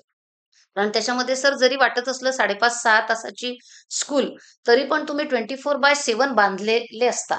कारण पेपर चोकआउट करायचा आहे, प्रश्न कसे बनवायचे, स्वतःही प्रश्न काढावे लागतात. विद्यार्थ्यांकडून दुसऱ्या दिवशी आपण जेव्हा स्कूलमध्ये लेक्चरला जाऊ, तेव्हा काय-काय प्रिपरेशन करायचंय, असं डायरेक्टली तुम्ही वर्गावर जाऊ नाही शकत. जाऊ दे. आणि जो जातो ना सर, त्याचा त्रास दिसून येतो. बरोबर. म्हणजे जो प्रिपेअर होऊन गेला नाहीये क्लासला, तर तो शिक्षक ताबडतोब ओळखला जातो आणि तो गोंधळ काय होतो त्याच्या क्लासला, मग त्याच्या विद्यार्थ्यांचे रिझल्ट सुद्धा येत नाही. तर हा सगळा विचार करून मला तरी असं वाटतं, की तू तुझ्या मनाला जे योग्य वाटतं ना, तो क्षेत्र निवडावा. त्यासाठी आहे ना थोडंसं रीडिंग वाढ आणि प्रत्येक जे 2-4 फॅकल्टीज आहेत म्हणजे किंवा स्ट्रीम्स आहेत, तर त्या स्ट्रीमला थोडंसं रीड आउट कर, की त्याचे सब्जेक्ट्स काय आहेत? त्याच्यामध्ये डिग्री कोर्सला कुठले-कुठले सब्जेक्ट शिकवल्या जातात. जर का तू त्याचा मायन्यूटली अभ्यास केला, तर तुला कळेल. त्यांचा सिलेबस, करिक्युलम वाचायचा आणि मग ठरवायचं, की आपल्याला यामधलं काय-काय जमणार आहे. कारण करिक्युलम वाचल्याशिवाय तुलाही कळणार नाही, की मी कुठे माझं बेस्ट देऊ शकते. पेशा कुठलाही असो, कार्य कुठलंही असो, फक्त तुम्हाला बेस्ट देता आलं पाहिजे. जर का तुम्ही बेस्ट दिलं, तर मग मात्र तुम्हाला मागे कोणीच ठेवू शकत नाही. सगळे म्हणतात, की आयुष्यामध्ये किंवा जगामध्ये खूप कॉम्पिटिशन आहे, खूप कॉम्पिटिशन आहे. पण मला असं वाटतं, की कॉम्पिटिशन कुठपर्यंत आहे? जिथपर्यंत खूप सारे लोकं तुमच्यासारखेच कार्य करतात तोपर्यंत. बरोबर. तुम्ही जेव्हा त्या सर्वांपेक्षा बेस्ट देता, तेव्हा तिथे स्पर्धा संपून जाते. आणि मग तुम्ही तुमचं बेस्ट तिथे देत राहता अविरत. तर म्हणून तू तोच चान्स घे मित्रांनो, आणि एकदा रीड कर. स्पर्धा ही सर्वात मोठी म्हणजे स्वतःशी असते. जो माणूस स्वतःशी स्पर्धा जिंकतो, त्याला जगात कोणीही हरवू शकत नाही. मॅडमनी सांगितलेलं आहे, की तुम्हाला कुठल्या प्रोफेशनमध्ये किंवा कुठल्या फील्डमध्ये जायचंय, त्याला एक स्वतः डिफाईन करा. एक विचार करा, की आपण जे करतोय त्याच्यामध्ये काय आहे? त्याचा पूर्व तयारी करा, त्याचा अभ्यास करा.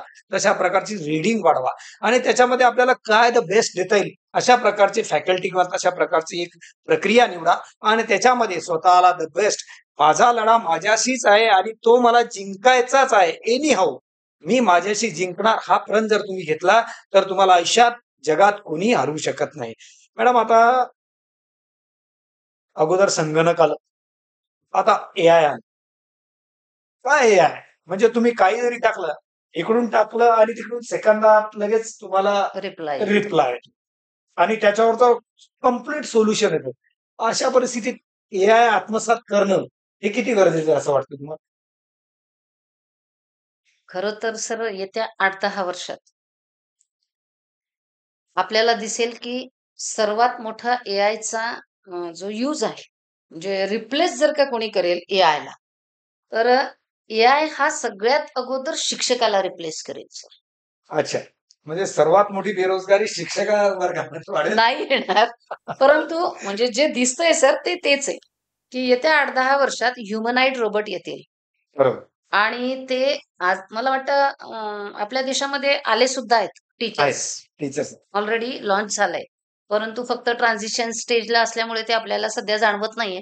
पण येत्या 8-10 वर्षात ते इतकं यूज टू होऊन जाईल आणि ह्युमनाइड रोबोट जेव्हा येईल सर, तेव्हा नक्कीच तो आपल्यापेक्षा जास्त लॉजिकली थिंकिंग करेल. त्याची कॅपॅसिटी ही नक्कीच आपल्यापेक्षा म्हणजे ह्युमन्सपेक्षा जास्त राहील. त्याला थकवा जाणवणार नाही. तो नो डाउट म्हणजे कधीच विद्यार्थ्यांवर रागवणार नाही आणि तो त्यांना एक प्रोग्राम असेल. तो एक प्रोग्राम असेल आणि नेहमी करता तो प्रेमानं शिकवेल आणि शिक्षक जरी सॉरी म्हणत नसतील सर चूक झाल्यावर, तरी तो मात्र सॉरी तो ह्युमनाइड रोबोट त्याची चूक झाली की पटकन सॉरी सुद्धा म्हणेल. म्हणून जर का आपण बघितलं तर सगळ्यात अगोदर जर का काही होईल तर ते शिक्षक शिक्षणावर. रिप्लेस होईल आणि अशा काळामध्ये जर का एआय आणि शिक्षक याचं सांगायचं झालं तर सर तोच शिक्षक इथे टिकणार आहे फ्युचरमध्ये, ज्याला एम्पथी म्हणजे समानुभूती या विचारधारेवर जो शिक्षक शिकवत असेल. एम्पथी म्हणजे मी आणि माझा विद्यार्थी हे बरोबर. दोन्हीही सेम स्टेजला आहोत हे समजणार स्वतःही म्हणजे शिकायचं आणि आणि विद्यार्थ्यांना सुद्धा विद्यार्थ्यांनाही शिकवायचं. शिकवायचं म्हणजे म्हणजे ज्याची थोडक्यात काय ग्रास्पिंग पॉवर जास्त राहील इथून पुढे तो कॉम्पिटिशन मध्ये टिकेल. तो कॉम्पिटिशन मध्ये टिकेल आणि त्याला तो आजीवन मी विद्यार्थी स्टेजला आहे. ज्या शिक्षकाला ही गोष्ट नेहमी करता वाटत असेल, तोच खरा शिक्षक एआयच्या काळामध्ये घडणार आहे.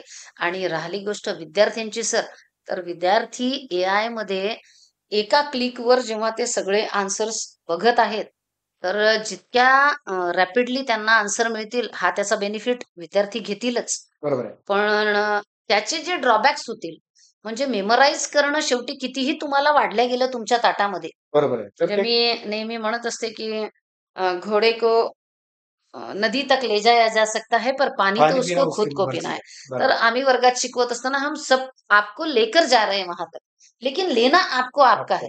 एआयने सगळं काही दिलंय सर, पण ते घेता आलं पाहिजे. घेतला.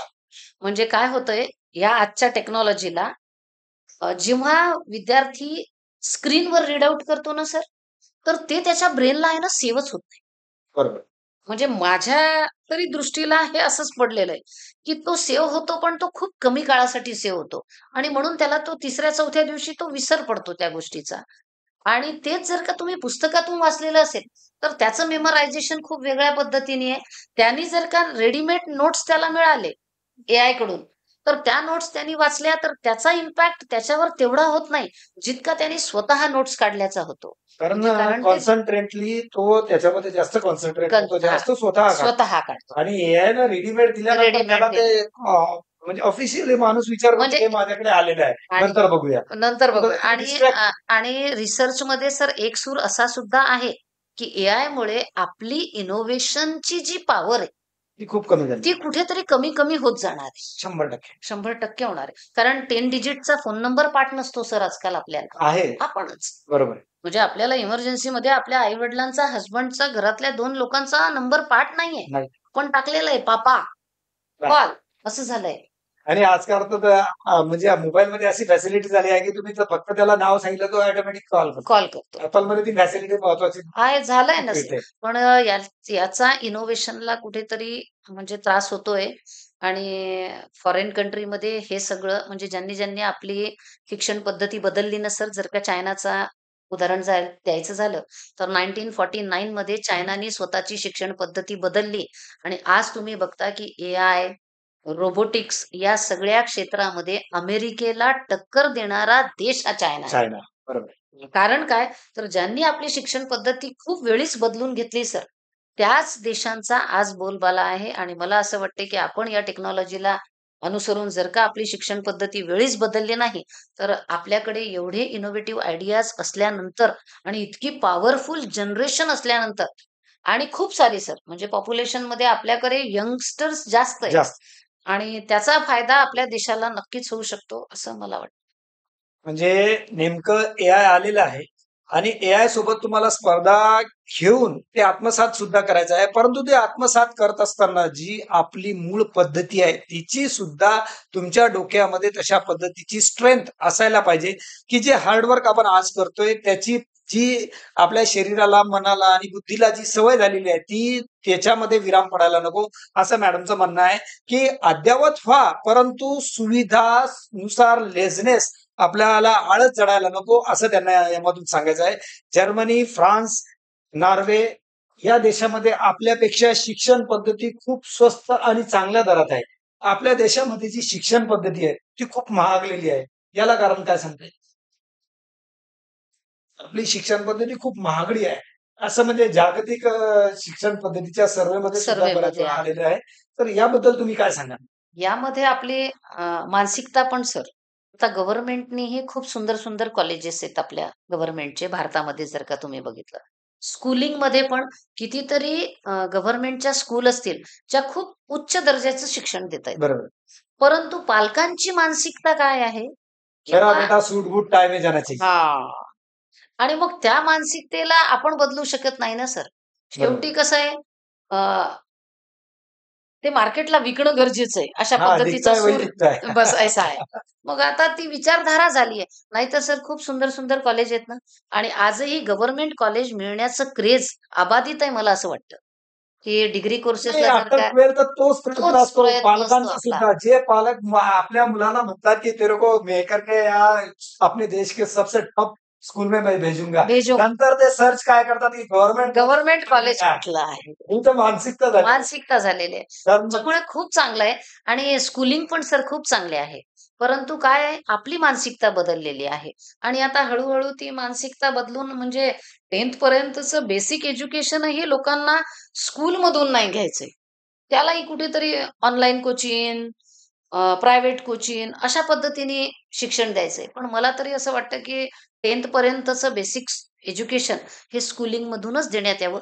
जिथे सगळे डेज सेलिब्रेट केल्या जातात, जिथे प्रत्येक सण साजरा केला जातो आणि नंतर शिक्षकांशी कसं वागावं, आपल्या मित्रांशी, मैत्रिणींशी कसं वागावं, ह्या सगळ्या गोष्टींचं आपसुकच शिक्षण जिथे दिलं जातं, तर त्याच्यासाठी शाळा हा सगळ्यात सुंदर पर्याय असं मला वाटतं. म्हणून मला असं वाटतं, की 10th पर्यंतचं बेसिक एज्युकेशन हे प्रत्येक आई-वडिलांनी ट्राय करावं, की त्यांना कुठल्याही म्हणजे एका जागी ॲडमिशन आणि दुसऱ्या ठिकाणी शिक्षण शिक्षण असं अशा काही करू पद्धतीने नये. म्हणजे हा एक्सपेरिमेंटच होईल त्याच्या बरोबर.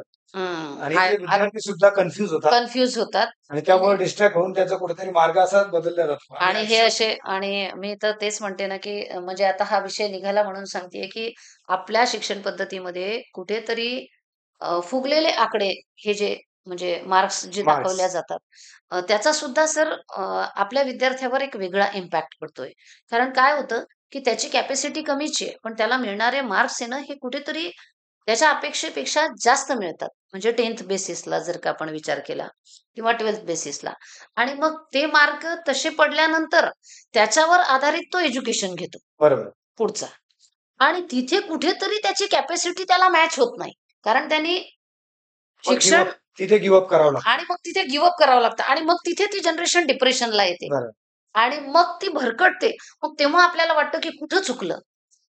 तर इथे चूक झाली ती, की आपण हे जे खरं तर आपल्या शिक्षण पद्धतीची ही पद्धतही आता बदलायला हवी. मर्यादेपेक्षा जास्त ओझं उचलल्यामुळे कुठेतरी तुमच्या मानेमध्ये गॅप येणार असं गॅप आपल्या येणार जाणीव अशा असते. अशा असाच तो प्रकार आहे.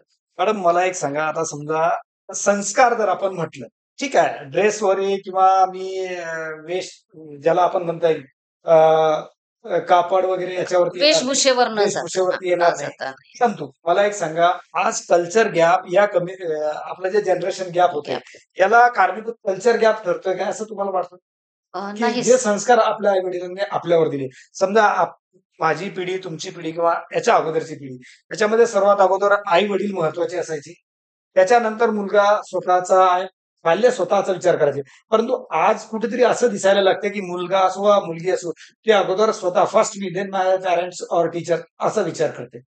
तर याला कारणीभूत कल्चर गॅप म्हणता येईल किंवा हे जे ऍडव्हान्स टेक्नॉलॉजी आली याला जबाबदार ठरवता येईल. ऍडव्हान्स टेक्नॉलॉजी नाही म्हणता येणार, पण कुठेतरी मला असं वाटतं की आपली समाज व्यवस्था म्हणजे अगोदर कसं होतं, तुम्ही म्हणाले की अगोदर आई वडील, माझ्या हिशोबाने अगोदर आजी आजोबा. बरोबर. म्हणजे अगोदर जेव्हा बाळ वाढत होतं, तर ते आजी आजोबांकडे वाढत होतं. आई वडिलांचा संपर्क खूप कमी वेळापुरता येत होता. आई बिचारी सून म्हणून त्या घरात राबताना दिसायची किंवा कार्य करताना दिसायची, पण आजी आजोबा त्यांना घडवायचे आणि ते घडवत असताना आजही जर का तुम्हालाही स्मरणात राहत असेल किंवा मलाही, तर प्रत्येक आजी आजोबा जेव्हा शिकवतात, तर त्यांचा जो स्पॅन होता सर मुलांना घडवण्याचा, कृतीतून शिक्षण हे फक्त शाळेसाठी जेव्हा आपण अवलंबतो, तेव्हा कुठेतरी ते घरातून होतं. बरोबर. आणि आजी-आजोबा कुठेतरी मोठा विचार करायला लावायचे. नाते कसे सांभाळायचे. कारण सुरुवात ही घरातून होत असते. रिस्पेक्टची सुरुवात ही जर का कुठून होत असते, तुम्ही घरात. म्हटले की ते स्वतःचा विचार करतात. तर दुसऱ्यांचा विचार करण्याची विचारधारा ही खरोखर घरातून सुरू होते आणि मग ती शाळेतून सुरू होते.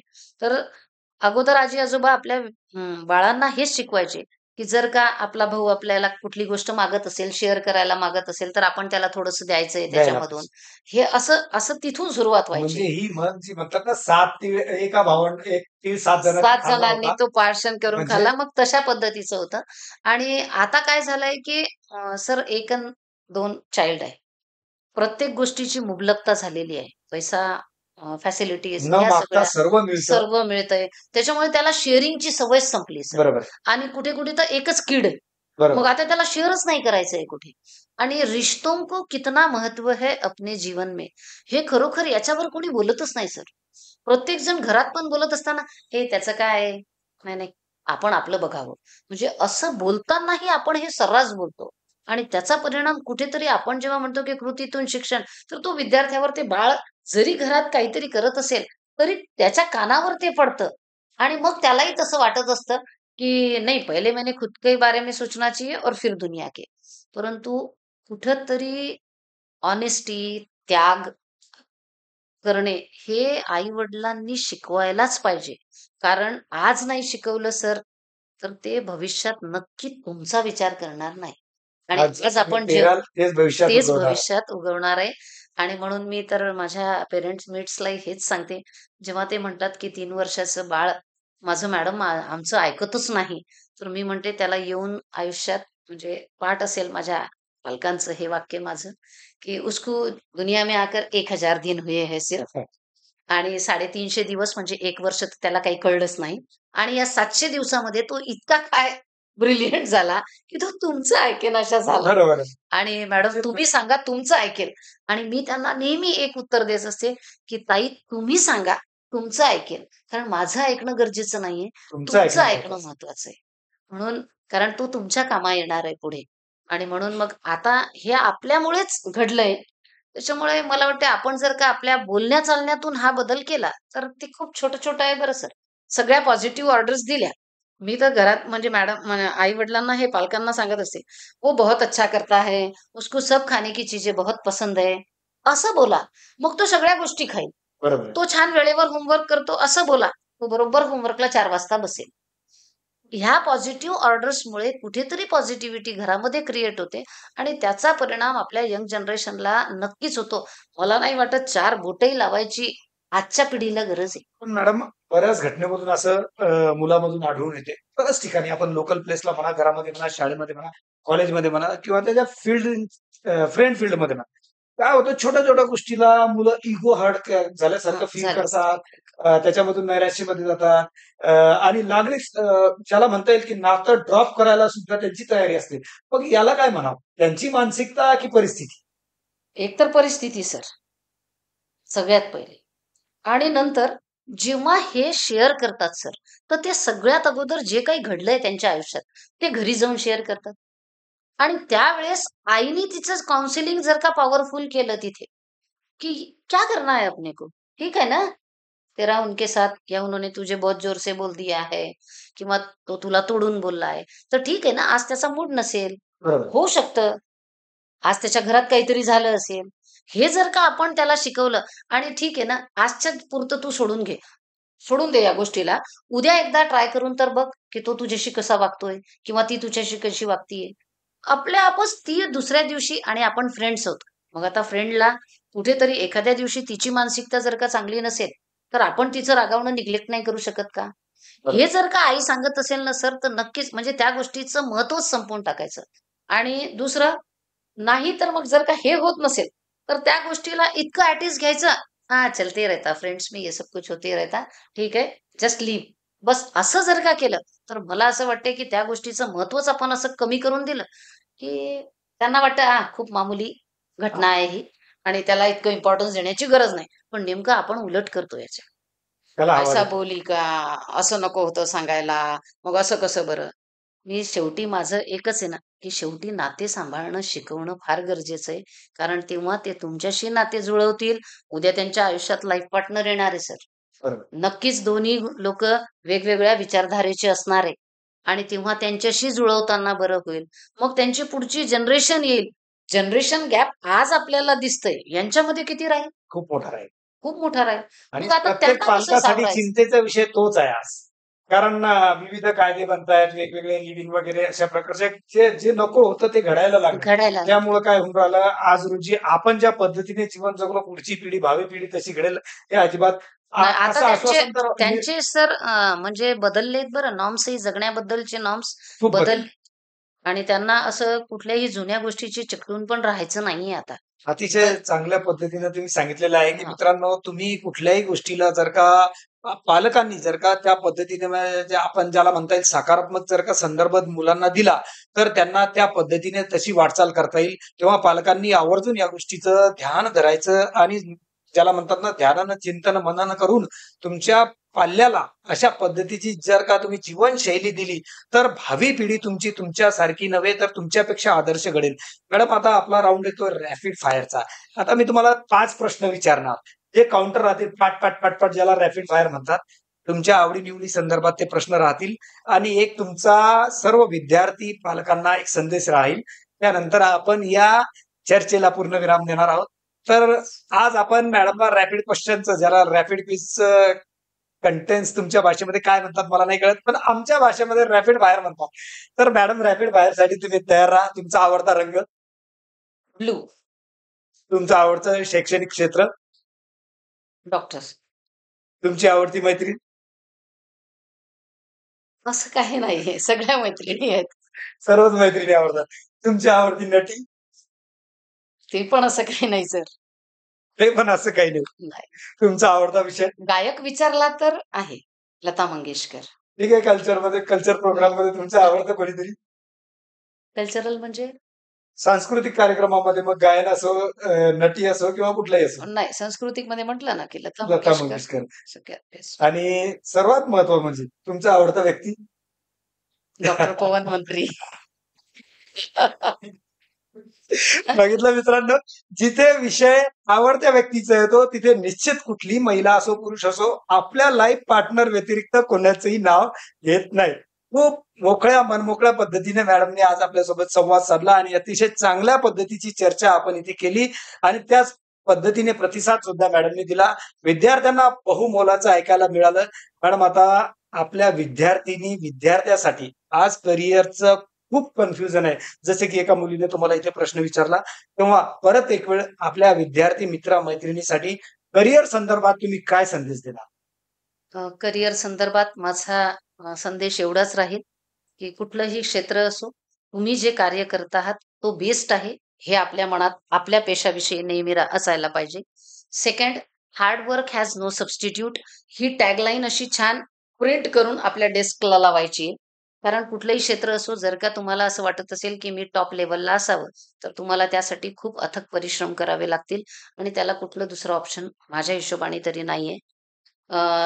आपल्या कार्याच्या ठिकाणी असो, आपल्या घरात वावरताना असो, आपले मॅनर्स, आपले एटिकेट्स, मोठ्यांचा आदर, प्रत्येक नात्याला महत्व देणं आणि प्रत्येकाशी छान असं वागणं, असं जर का आपण आपलं व्यक्तिमत्व ठेवलं आणि नेहमी पॉझिटिव्ह थिंकिंग, कुठलाही निगेटिव्ह विचार जेव्हा आपल्याला शिवत असतो, तेव्हा नेहमी करता एक ओळ लक्षात ठेवायची की every problem has a solution. Yes. प्रत्येक प्रॉब्लेमला कुठला ना कुठला सोल्युशन आहे आणि तो सोल्युशन शोधत असताना आपल्या मित्रमैत्रिणी आपल्या वयाच्या त्यांच्याकडे न शोधता त्यांच्याकडे नक्कीच आपण तो विषय काढावा. पण सोबतच आपल्याला वाटलं की हा प्रॉब्लेम खूपच म्हणजे जास्त मोठा आहे, तेव्हा नक्कीच आपल्या आई वडिलांशी तो शेअर करावा. बरोबर. आणि मला असं वाटतं की आपले आई वडील हे आपल्या मित्रमैत्रिणीनंतरचे सगळ्यात चांगले मित्र होऊ शकतात आणि आपण त्यांच्यासाठी खूप खूप खूप महत्वाचे आहोत. त्याच्यामुळे आपल्याला डिप्रेशनचा विचार येत असताना आपण सर्वप्रथम आपल्या आई वडिलांचा चेहरा आपल्या डोळ्यासमोर ठेवायचा आणि त्यांना कसं कम्फर्ट देता येईल आणि त्यांना आपण आराम कसं मिळवून देऊ यासाठी जर का प्रयत्नरत राहिलो, तर मला वाटते कुठल्याही देवाच्या पूजेची गरज नाही आणि कुठल्याही चुकीचं काम आपल्या हातून घडेल याची भीतीही बाळगण्याची गरज नसणार आहे. एवढंच माझं मेसेज असेल. शेवटी लास्टली एवढंच सांगेल की आपण मला खोज मास्टरला बोलवलं आणि आज हा पॉडकास्ट ऑर्गनाईज केला, त्यासाठी खोज मास्टर आणि त्यांच्या टीमचं खूप खूप आभार. आणि खूप छान वाटलं आपल्यासोबत अशा गप्पा करत असताना. आणि शिक्षक दिनी एका शिक्षकाला बोलवून अशा पद्धतीने ही जी संकल्पना आहे ती मला खरोखर खूप आवडली. त्यामुळे आपल्या सर्वांचे परत एकदा धन्यवाद. थँक्यू. मित्रांनो, मॅडमने अगदी सहज आणि साध्या भाषेमध्ये सांगितलं की डिप्रेशन मध्ये जात असताना आजकाल विद्यार्थ्यांमध्ये हे प्रमाण खूप मोठं झालेलं आहे. कुठल्याही परिस्थितीमध्ये थोडंसं पर्सेंटेज कमी जास्त झालं किंवा कुठल्याही जॉबला जर तुम्ही क्वालिफाय नाही झाला किंवा एखाद्या मित्राला मैत्रिणीला आपल्यापेक्षा जास्त पर्सेंटेज मिळून जर का जे क्षेत्र आपल्याला पाहिजे त्यांना ते मिळालं तर जलसी किंवा कुठेतरी कॉम्पिटेटिव्ह अशा पद्धतीने आपण डिप्रेशन मध्ये जातो. तेव्हा कुठलाही विचार म्हणजे ज्याला आपण म्हणतो की वाईट विचार करत असताना आपल्या आई वडिलांचा चेहरा एक वेळ निश्चित समोर घ्या, आपल्या डोळ्यासमोर घ्या, म्हणजे तुमची विचारधारा बदलेल. आणि सर्वात महत्वाचं, तुम्ही संस्कार घेत असताना नातं जपायला शिका. स्पर्धा ही स्वतःशीच असते. मी परत माझे शब्द रिपीट करतो. स्पर्धा ही स्वतःशीच असते आणि स्वतःला हरवण्या इतकं कठीण कार्य जगात कुठेच नाही. तेव्हा हे कार्य जेव्हा तुम्ही सहज पद्धतीने कराल आणि ते सोपं सुद्धा तेवढ्याच पद्धतीचं आहे. जेव्हा तुम्ही स्वतःला समजून घ्याल की माझा बेस्ट बडी कोण राहील, माझा बेस्ट फ्रेंड कोण राहील, माझं बेस्ट. आणि मॅडमनी सांगितलेलं आहे तुम्हाला की आपले आई वडील सहज आणि साध्या सोप्या पद्धतीने आपले एवढे जवळचे मित्र होऊ शकतात की जेवढा जगात कोणताही मित्र तुमच्या जवळ येऊ शकत नाही. कारण तुमचं लहानपण बालपण सर्व त्यांच्या खांद्यावर अंगावर खेळलेलं असतं. तुम्हाला त्यांना काय पाहिजे नाही पाहिजे हे कळतं. परंतु मित्रांनो, वाईट सवयीला निश्चित आई वडील कुठलेही रागावतात आणि त्यांचा आदर्श घेऊन त्यांचं मानणं, त्यांचं बोलणं सुद्धा तुम्हाला सहज तेवढ्या पद्धतीने आत्मसात करायला आलं पाहिजे. तेव्हाच तुम्ही कुठेतरी आपल्या आई वडिलांचं, आपल्या गुरुजनांचं, आपल्या गावाचं, आपल्या देशाचं नाव निश्चित प्रगती पथाला न्याल. या पद्धतीला, या तुमच्या कार्यपद्धतीला खोज मास्टर कडून आमच्या चॅनल कडून सुद्धा तुम्हाला खूप खूप शुभेच्छा. पुढील भावी वाटचालीस निश्चित मंत्री मॅडम यांच्या उपदेश आणि मार्गदर्शन तुम्हाला सहज आणि साध्या सोप्या पद्धतीने आत्मसात करता येईल अशा शुभेच्छा आम्ही तुम्हाला देतो. परंतु जाता जाता मी एक गोष्ट निश्चित नमूद करेल. महेश विद्या मंदिरला अशी ज्योती लाभल्यामुळं महेश विद्या मंदिरचं भविष्य कधी अंधारात भरकटणार नाही. आणि या ज्योतीचा प्रकाश फक्त महेश विद्या मंदिर पुरताच नव्हे तर संपूर्ण जगात जिथे जिथे यांचे विद्यार्थी घडलेले आहेत, म्हणजे डॉक्टर्स असो, इंजिनियर्स असो किंवा कुठल्याही क्षेत्रात जे विद्यार्थी असतील, ते यांचा जो फायदा आहे, जी शिक्षण पद्धती आहे ती सर्वसामान्य लोकांपर्यंत पोहोचवतील. आजच्या शिक्षक दिनी मॅडमला आमच्या खोज मास्टर चमूच्या वतीने या शुभेच्छा. मॅडम, आपण इथे आलात, आपल्या नावाचा म्हणजे एकेरी उल्लेख केल्याबद्दल प्रथम क्षमा याचना करतो. परंतु त्याचा संदर्भ देत असताना जर मी ज्योती मॅडम किंवा ज्योतिताई म्हटलं असतो तर त्या म्हणजे जी ज्योती असते त्याचा संदर्भ मला नीट देता आला नसता. पण इथे आला, आपल्या प्रेक्षकांना एवढ्या चांगल्या पद्धतीने मार्गदर्शन केलं, त्याबद्दल आपला खूप खूप धन्यवाद. मित्रांनो, आमच्या पॉडकास्ट शोला अशाच प्रकारच्या मान्यवर व्यक्ती येत राहतील. आपल्या चांगल्या विचारधारा आम्ही आपल्यापर्यंत पोहोचवत अशाच पद्धतीने राहणार. तेव्हा आमच्या खोज मास्टर न्यूज चॅनलला लाईक, सबस्क्राईब आणि शेअर करायला विसरू नका. आमच्या इन्स्टा, फेसबुक पेजला निश्चित फॉलो करा, जेणेकरून तुम्हाला चांगल्या पद्धतीचं मार्गदर्शन, चांगल्या पद्धतीच्या अॅनालाइज न्यूज तुमच्यापर्यंत आम्ही पोहोचू. धन्यवाद.